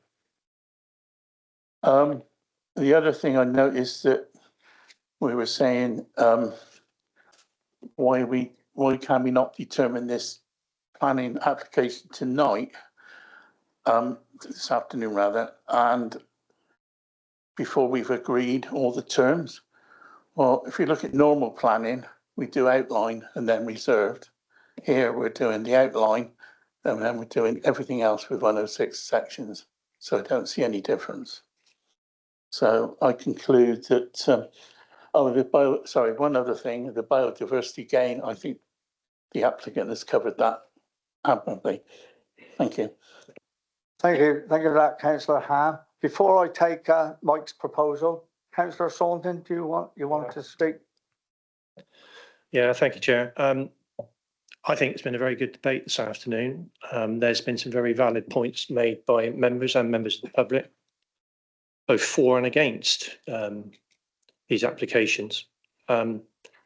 However, and it has been mentioned before, we are constrained by planning law and procedure, and we have to abide by that. We can't just simply say no because we don't like it. We don't want it here. The point was raised earlier on that, where these applications are now being determined is at the Strategic Planning Committee. And as Councillor Locke had already said, formally before the Unitary Council was formed, they were always determined at County Council under the old Regulation Committee. And the reason for that is that they are a nationally strategic resource. The way the new council was set up, obviously with the planning, I don't really want to get into this too much, but with the planning terms of reference and everything else and how the committees were going to work has been changed because over a period of time as it's been running, it was felt that tweaks needed to be made. There are quarries all over Somerset. Admittedly, the majority are probably amend it, but there are quarries all over Somerset of varying sizes and degrees. I just want to say to members that you have to look at this logically and you have to look at what's in front of you and not what might be. You're determining what's in front of you today. Thank you. Thank you for that. All right, Councillor Carswell, just before, hold your proposal for a moment because I will ask for the proposal and the seconder, but so that everyone knows what they're voting for, I am asking the officers to read out the proposal which you are going to propose and someone hopefully second and we take a vote on.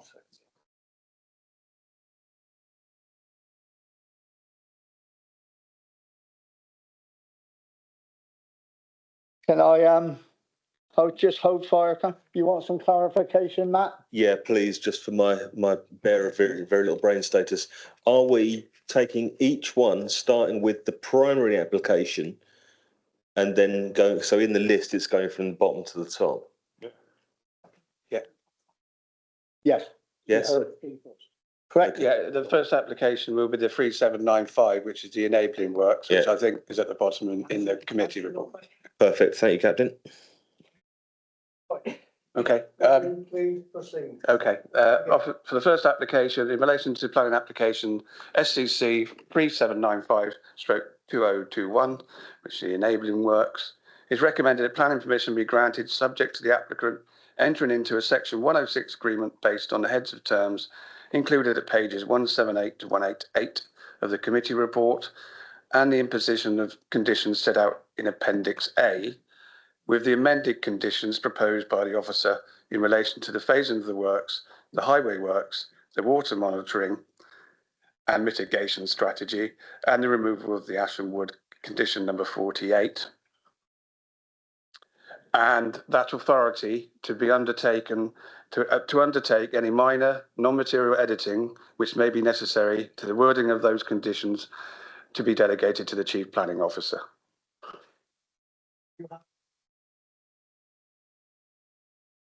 I'm happy to move the officer's recommendation on those terms.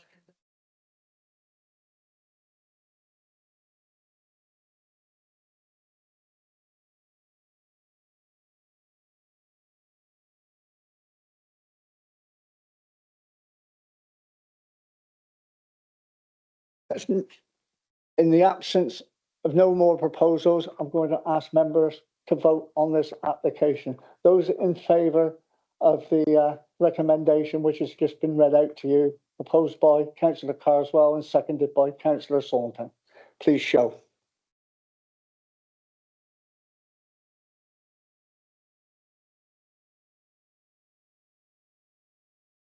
Those against?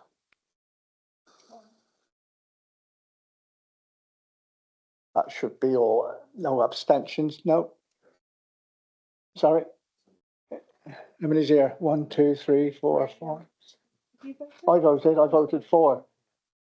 Just do 4 again, because I obviously can see it was 3, 4, 5, 6, 7, 8. Thank you. Okay. And you're happy with the against? Right. Read out the recommendation for the second. Yeah. We will now read out the recommendation for the second application, and I will ask for a proposer and a seconder for that one. Thank you, Chairman. In relation to the second planning application, which is SCC/3838/2021, this is the ROMP application. It is recommended that planning permission be granted subject to the applicant entering into a Section 106 agreement based on the heads of terms included at pages 178 to 188 of the committee report and the imposition of conditions set out in Appendix A, including the amended conditions proposed by the officer in relation to the phases of the works, the highway works, the water monitoring and mitigation strategy, and the removal of the Ashram Wood condition, subject to any undertaken to minor non-material editing which may be necessary to the wording of those conditions to be delegated to the Chief Planning Officer. Can I have a proposer for that application? I'll propose again. You'll propose? And move the officer's recommendation. Can I have a seconder for that? Councillor Reid.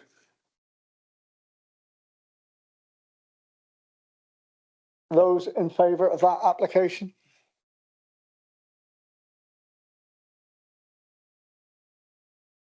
Those against?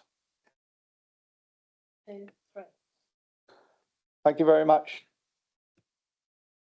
We have the third application. Thank you, Chairman. In relation to the third application, SCC/3838/2021/IDO. Oh, it's wrong, it's been written wrong. Sorry, I apologise. Start again. In relation to the planning application, SCC/3836/2021/IDO, it's recommended that planning permission be granted subject to the applicant entering into a Section 106 agreement based on the heads of terms included at page 178 to 188 of the committee report and the imposition of conditions set out in Appendix A with the amended conditions proposed by the officer in relation to the phasing of the works, the highway works, the water monitoring and mitigation strategy, and the removal of the Ashram Wood condition, and the authority to undertake any minor non-material editing which may be necessary to the wording of those conditions to be delegated to the Chief Planning Officer. Thank you for that. A proposer? Councillor Mike Carswell. Seconder? I will second that one then, from the chair. Those in favour of that application, please show.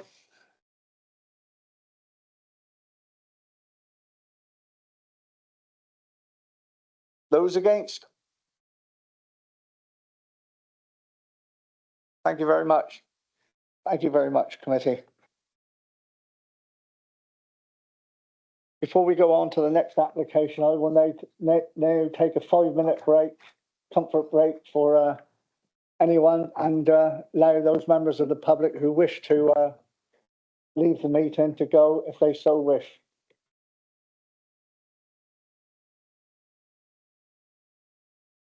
Agenda item 6, land at Springway Business Park, Weston Zoyland, and I will hand over to Ruth to do her presentation.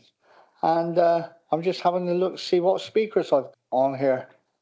Yep, but I'll hand over to you, Ruth, to do your worst. Okay, thank you, Chair. Can I just do a quick check that everybody can hear me? Yep, lovely, great. So, yeah, this is an application for the development of an inert material storage facility at Springway Lane, Western Zoyland. That's the site location there in red. So you'll see that Western Zoyland is to the north west. The main road, the A372, is just to the north. And the site links into the business estate there, with the levels to the south and the airfield to the north and to the east. That's just the site in more detail there. So you'll see that there are buildings to the immediate west of the site. Just to the west of that, within the little triangle area, there are some residential caravans there, and those are the nearest residential properties. That's the site with the satellite imagery on it there. And that is the proposal. The proposal is to store soils and construction waste, inert material, for a temporary period for 3 years to serve flood defence works taking place nearby. So the flood defence works need clean, clay-rich materials, and they'd be sourced from greenfield development sites in the area and brought to the site throughout the year. And the material would then be transferred to the flood defence schemes as required in a series of campaigns, mainly during the spring and summer when those works take place. So there would be up to 85,000 tonnes at any one time on the site, and annual throughput would be around 75,000 tonnes a year. In terms of consultation and publicity, statutory consultees, including the Environment Agency, Natural England, South West Heritage, Lead Local Flood Authority and the Highway Authority, have raised no objection in principle. I had a late representation from Somerset Wildlife Trust this morning, and they have said that the proposal could have effects on the Langmead and Western site of special scientific interest if the mitigating steps set out in the report are not followed. Their initial viewpoint is objection, because they think that the site is not an ideal choice, but they do support the views of Natural England in terms of the mitigation measures to be included if members are minded to approve. They also request an informative advising the applicant of the consequences of damaging the site of special scientific interest, and that is already included within the recommendation. And they ask that they also included a caution as to if the committee was minded to grant permission contrary to the advice in the letter, and they were just reminding that there would be a need to notify Natural England and explain how the council had taken into account their advice. But the mitigation measures that Natural England asked for are included within the conditions. As well as the Western Zoyland Parish Council also considered that the site was too close to the site of special scientific interest and raised concern about potential water pollution and damage to peat soils. A number of local residents have also raised concerns, mainly to do with the traffic impact through the village of Western Zoyland, including the alignment of the road, including sharp bends and properties fronting directly onto the road, and arising from that, the safety issues, the impact on the historic character of the village, the cumulative impacts with existing businesses, air pollution, noise pollution associated with traffic movements, harm to wildlife and ecology, and contrary to the climate emergency. And the application is retrospective, but that I think is not the case. But that was their perception.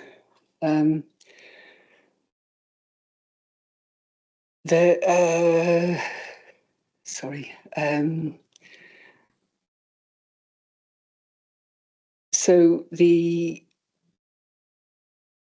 there we go, key issues. Right. So the site isn't a, so the development plan is the starting point for determining the application. Comprising the waste core strategy, the Somerset waste core strategy, and the Sedgemoor local plan. The site isn't allocated for waste development or employment use, and it is outside settlement boundaries, but as you'll see from the previous slides, it does form a logical extension to the business park, and there are also co-location benefits with Town's existing site. The proposed development would recover waste for beneficial use, and it can be considered sustainable development. No built development is proposed, and the use would be temporary and reversible. Although it's small scale, the application would support an existing local business, and the flood defence works it would serve are a social benefit. Restoration of the site would bring biodiversity benefits. Based on the advice of consultees, the environment and amenity aspects impacts can be regulated satisfactorily through conditions, and the proposal is therefore considered to be in accordance with the development plan when read as a whole, and there are no material considerations that indicate that a decision should be made other than in accordance with the plan. So the recommendation is to grant permission subject to the conditions set out in the report and subject to authority being given for any non-material editing. Okay, Ruth. Lovely. Thank you very much. Clarification, really. Have we got any photographs of the site, please? It's not, I don't know this area, and it would be very helpful if we had the usual photographs to actually pinpoint, particularly its location in respect to the SSSI and such like. We normally have photographs with these things, but are there any? I haven't got photographs. I mean, there was a site visit. I've got that is the satellite plan there showing the site and the proposals with the standoff at the bottom from the village. Drainage That's the road across the old runway. That's it, Martin. Yeah, okay, thank you. Yeah. Right, Okay. I've got I don't want to go off. two.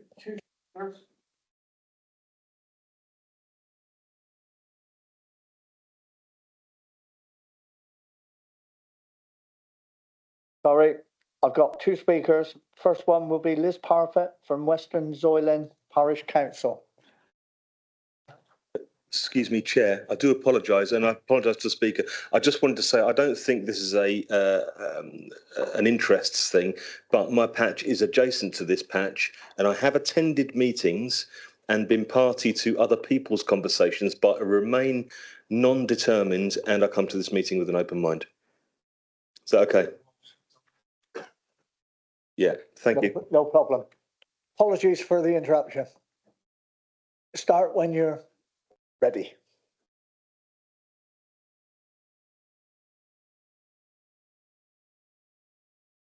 Firstly, we talked about the site. These photographs are not current. They don't show how much further development has taken place. And therefore, one of our first requests is that an environment impact assessment should be carried out before any decision is made. There is reference in the application to one being considered for the previous neighbouring application, but it was decided by the Secretary of State that that wasn't necessary.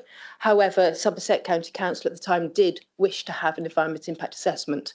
Given that this is the second site alongside others, we cordially ask that everything should be considered together, that a cumulative effect should be calculated, and this should include not just the effect on the SSSI immediately beneath that site, but it should also include the impact on the residents who are within metres of the site and who will effectively be sandwiched between the existing site and the newly proposed one and the area that's just being cleared above it.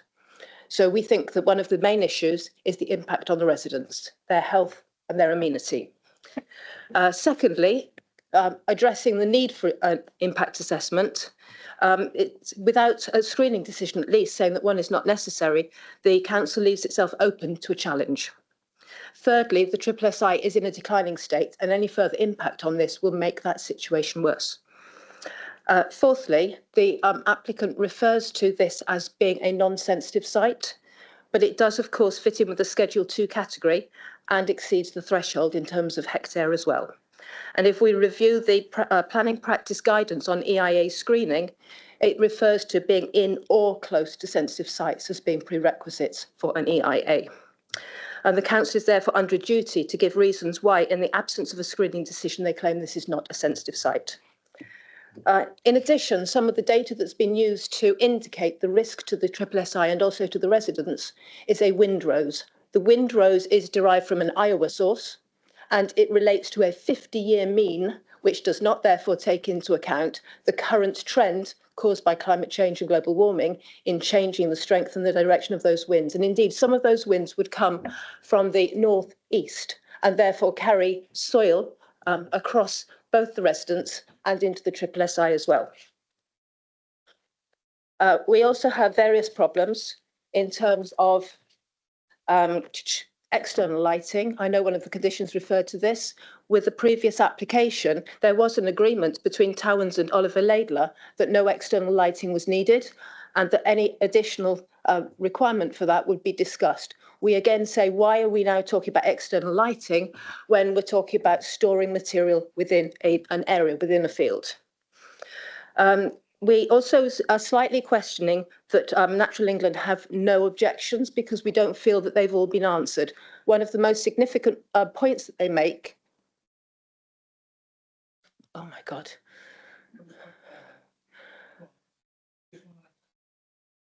Be kind and let you just go to a spot where you can wrap up. All right. Can I go on? No, just okay. Just sum it up as best as you can. So the main issue in terms of health is that these are P.25 particles. They get into the lungs, they cause lung disease and they cause coronary heart disease as well. We also have problems in terms of the protocol. Various statutory consultees were not consulted, nor was environmental health, so therefore the health issues have not been assessed. And also we're concerned about cross-contamination from the existing input of material that is going to undergo remediation, i.e. cleaning, and that could therefore actually cross-contaminate this clean stored soil. Okay, thank you very much. Ruth, have you got, there's a few points there which I think you need to address. So if you could address them for members, to save them asking the questions again. Okay, thanks. So if I could draw your attention to page 217 of the report, the need or otherwise for environmental impact assessment is set out there. It's a relatively small scale development, and EIA is only required for schemes that are going to have a significant impact.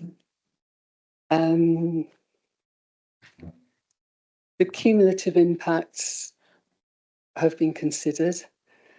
The climate emergency, again, if I could draw your attention to, that is addressed in the report on page 227 at paragraph 5.15. The council has declared climate emergency, and this will be reflected as far as it's a planning consideration in the reviews of the local plans and the emerging unitary plan. But in terms of planning policies, they're set out in the waste core strategy and the local plan and national guidance. The lighting, no lighting is proposed. I think it's the application is submitted, proposed just working during the daylight hours. There is a condition number 9 on page 231, which is just belt and braces really, in case the plans changed at a later date, and just to make it absolutely clear that there shouldn't be any lighting installed. I mean, Natural England, well, their advice is their advice. It's on the file, and their advice that the measures that they wanted to see included have been included in the conditions. And the statutory consultees, I did check this. All the statutory consultees have been consulted. It's going back away. It was last year, I think, but they were consulted. Am I able to ask a question? No, Okay. I'm sorry, you've had your, and I was It was giving you a about little another bit over, submission. but no, once you've made your statement. Have you finished, Ruth? Right. Our next speaker will be the applicant, John Telling, for Towins. You have 3 minutes, sir. Seeing as though I was lenient with the first speaker, if you do run over half a minute, I'll be fine. Thank you for allowing us to speak to you. By way of introduction, Towns is a recycling and waste management business producing recycled soils and aggregates. We're based in Somerset. We've been going for 25 years. Our main operation is in Weston-super-Mare, and we also have a waste recycling and reuse centre in Middlezoy that mainly deals with the recycled materials coming out of Hinkley Point. We also have a recycled aggregates facility in Weston-Zoyland where we are processing subsoil into recycled sand and stone for use in construction projects, which reduces the need for quarried stone, and this soil would otherwise go to landfill. This planning application is asking permission to store clean, inert soil on our land in Springway Lane Industrial Estate that will be used in flood defence works across Somerset and also for the Bridgewater Barrier on the River Parrett, protecting local villages. We understand there are local concerns and we'd like to briefly comment on the 2 main areas. The first one is on traffic. The main A road in the area goes through the village. Weston-Zoyland is a busy road. To reduce the general impact of traffic in the village, we have supported the parish council by paying for the installation of vehicle-activated speed signs in the village, and all of our town's vehicles are fitted with speed and location trackers. To mitigate the traffic impact on the village to this project, we are proposing that none of the trucks bringing flood defence soil to the town site would go through the village. They'll all be routed alternatively. In addition, the majority of the trucks delivering the flood defence soils from our site would avoid the village by turning right along the A372 away from the village. The exception would be soil being delivered to the Bridgewater Barrier, and we'll be preparing a traffic management plan to reflect this. The second area are the environmental considerations. We are very aware that the site is adjacent to a SSSI, and as such, our application has been prepared in recognition of that and appropriate buffer zones and thorough testing of all the soil before it's brought to site. The material will not be cleaned.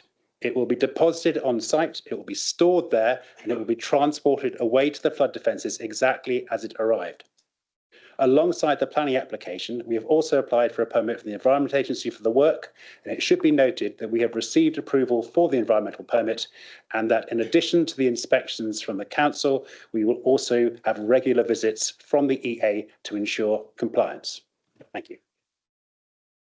Thank you very much, Mr. Telling. Members, throw it open to the floor. I mean, Edward?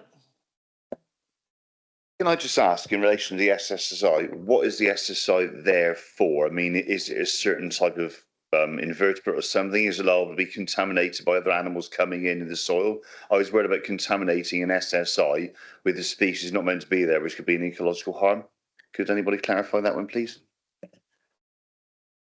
Who's going to take that one?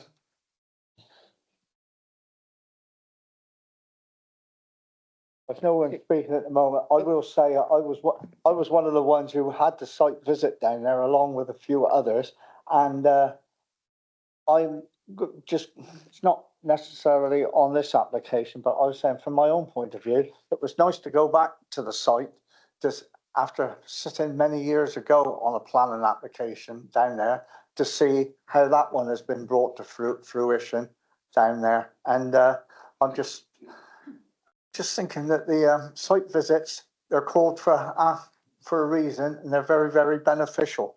But I mean, obviously members can't always go to them, all because of other commitments and other Yeah, I reasons. was working, Chair. Chair, Ruth can answer. You can answer now, Ruth, can you? Yeah, okay, thanks.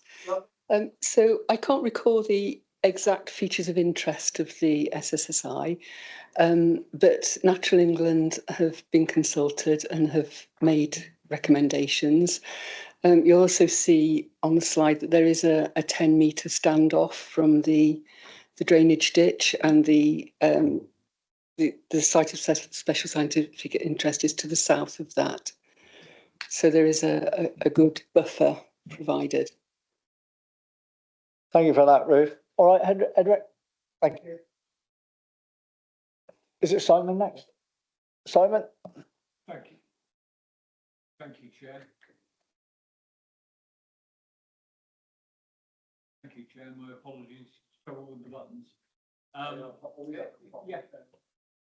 Let me check the litigation measuring. You're not on, Simon. Thank you. I'm definitely on now, apparently. Right. I wanted to just check the mitigation controls and how frequently. I know we do them, and I know that particularly recycling sites are in a loop and they are regularly visited. But I know this is a concern for the local population and the local town council, village council, and I want to make sure that we are on top of it. So you'll have heard the speakers say that the site is also monitored by an environmental permit. The Environment Agency would undertake monitoring as part of that, but the Planning Department also undertakes monitoring on a regular basis. Okay, so we remain confident that there will be regular, serious monitoring of that site, bearing in mind that it is cleaning some waste up for redistribution elsewhere, and obviously that has the potential. So it's for storage only. There's no actual processing. It's just sort of moving the material to the site, unloading it, and then loading it up again and taking it off to a different location. In that case, I apologise, Mr. Terry. I misunderstood what you said. So. But yes, I'm confident that the monitoring will take place as it needs to. Thank you. Simon? Mike Caswell? Thank you, Chairman. First of all, I lived in Western Zoyland for many years. Loved every minute of it, I might say. My relations came from Andersea, which is a village not too far away, and the airfield was a great place to learn to ride a motorbike. Many years ago. And as a point of interest, today, being the Normandy landings, that runway where this is part of actually towed some of the gliders over to Normandy and also took part in the raids for Arnhem. So it's a very historic place, actually, and I have great memories. What I don't have, I also have memories of visiting a friend over at Middlezoy, and this is really quite traumatic. He lives not too far away from the facilities they have over at Middlesoy, near the old fueling place. And can I say it was like living next to a rave. The music that was coming out from vehicles and the facilities there was awful. And also the dust that was coming off that facility, the old recycling centre, was awful. It really was. And the wind wasn't strong.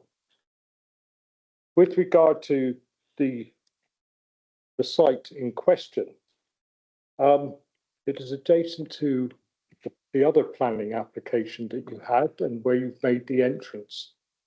And I did make the point at the time when it was determined at the council meeting that I was afraid about the traffic, because the only place really with any sense and with any safety to overtake any vehicle there, should you wish, is right where that junction with Springway is. And you've made a very good entrance there, and I must congratulate you on that entrance. It looks really good. But I'm in two minds about this, because I look along the old landing strip, the old runway, and there was another application many years ago, perhaps nothing to do with you, for a small recycling composting plant. I must admit that's akin to the Somme along there. And it looks awful. It really does. And it's supposed to have been no more than 2.2 meters high. Well, those bums are more than that, but that's probably nothing to do with you. I'm in two minds about this, whether I support it or not. I leave my personal stuff at the door, as I always do. But it is needed because of the barrier, which will protect, I think it's nearly so many thousand homes and businesses in the Bridgewater area. That's excellent. But I do have fears about cross-contamination. I do have fears about the runoff into what was a very old green which ran along the back there. And the way that could be mitigated against would be very good, I think, in my mind, because that place is subject to flooding. And it is flooded in my lifetime, I can assure you, on many occasions. So I'm in two minds at the moment, and I want to listen to the rest of my fellow councillors and see what they have to say before I make up my mind. Thank you very much, Chairman. Thank you, Mike. Matt?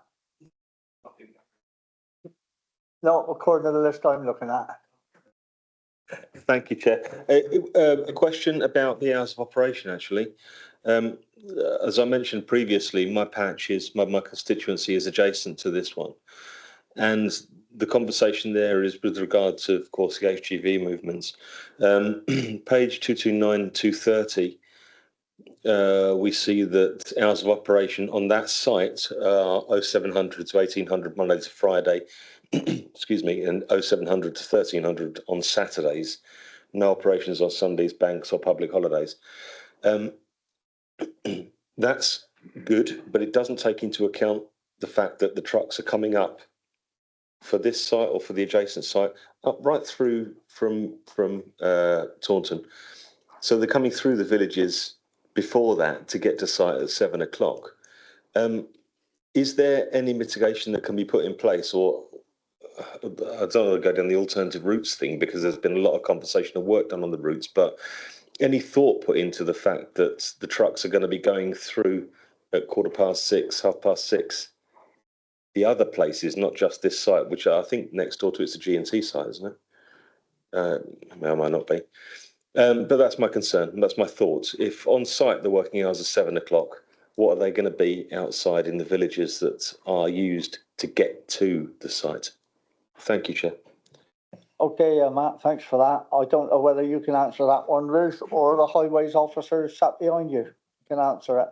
Yeah, okay, so the condition number 4 on the hours says operations authorised by this permission, including vehicles entering or leaving the site, shall not take place except between the hours or etc. I mean, and those hours are in line with what other businesses on the estate are working to.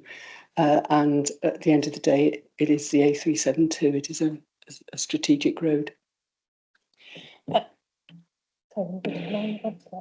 Yep, carry on, Helen. Yeah, thank you, Matt. Picking up the point that you were saying about the impacts further afield, bearing in mind that this material is coming off other development sites, and it is normal practice for those development sites to have similar conditions.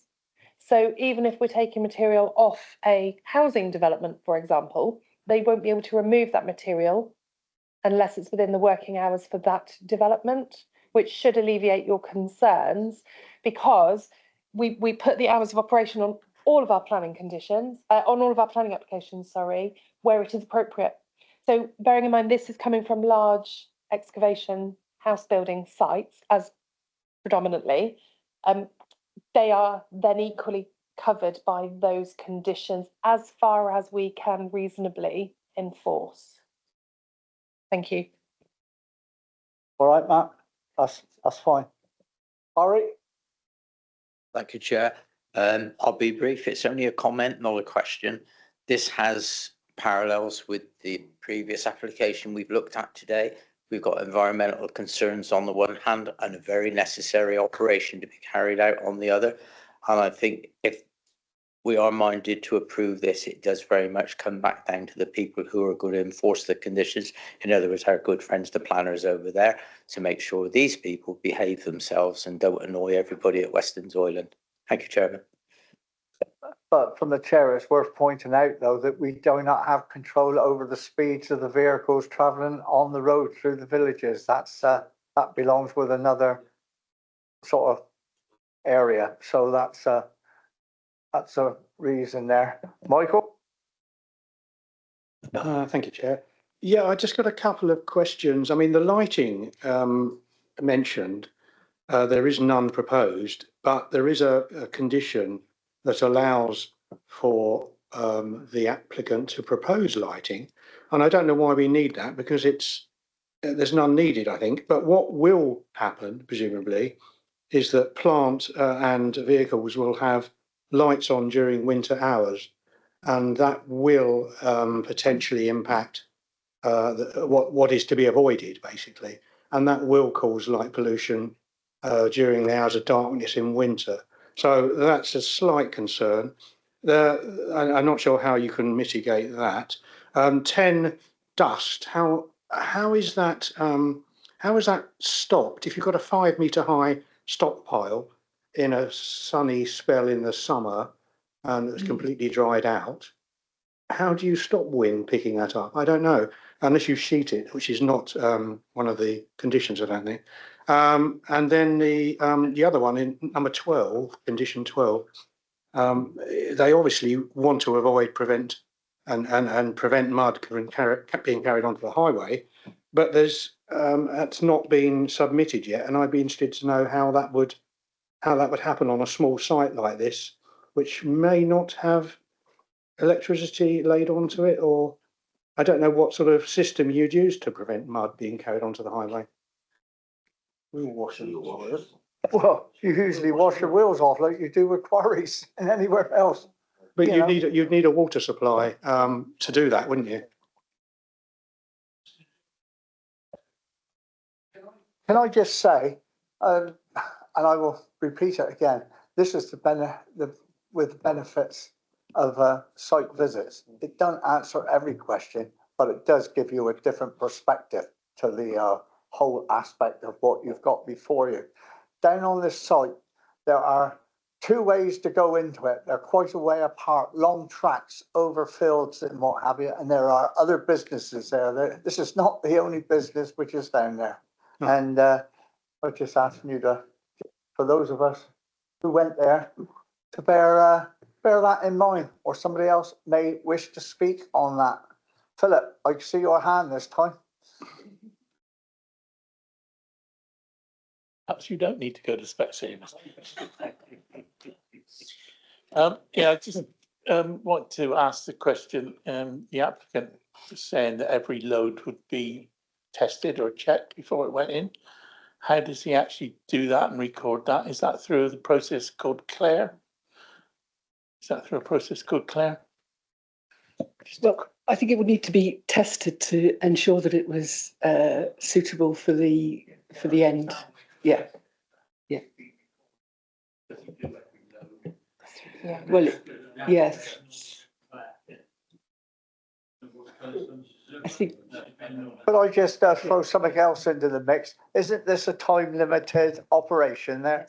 When I say time limited, did I read 3 years somewhere in the, so it's not forever and a day, it's for a 3-year period.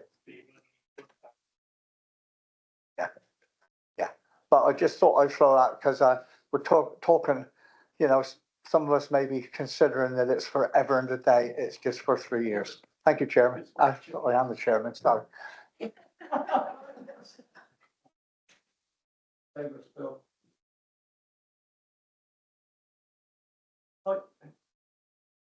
Who, anybody else wish to speak?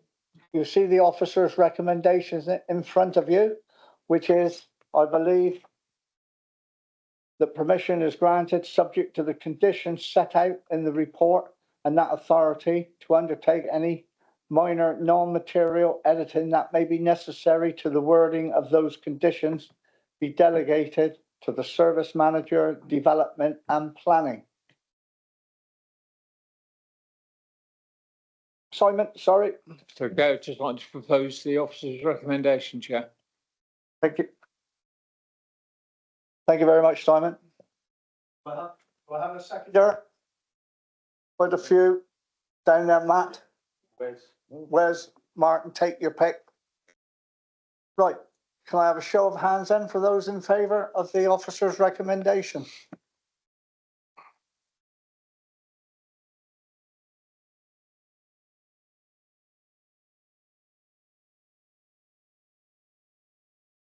None. Okay. Those against?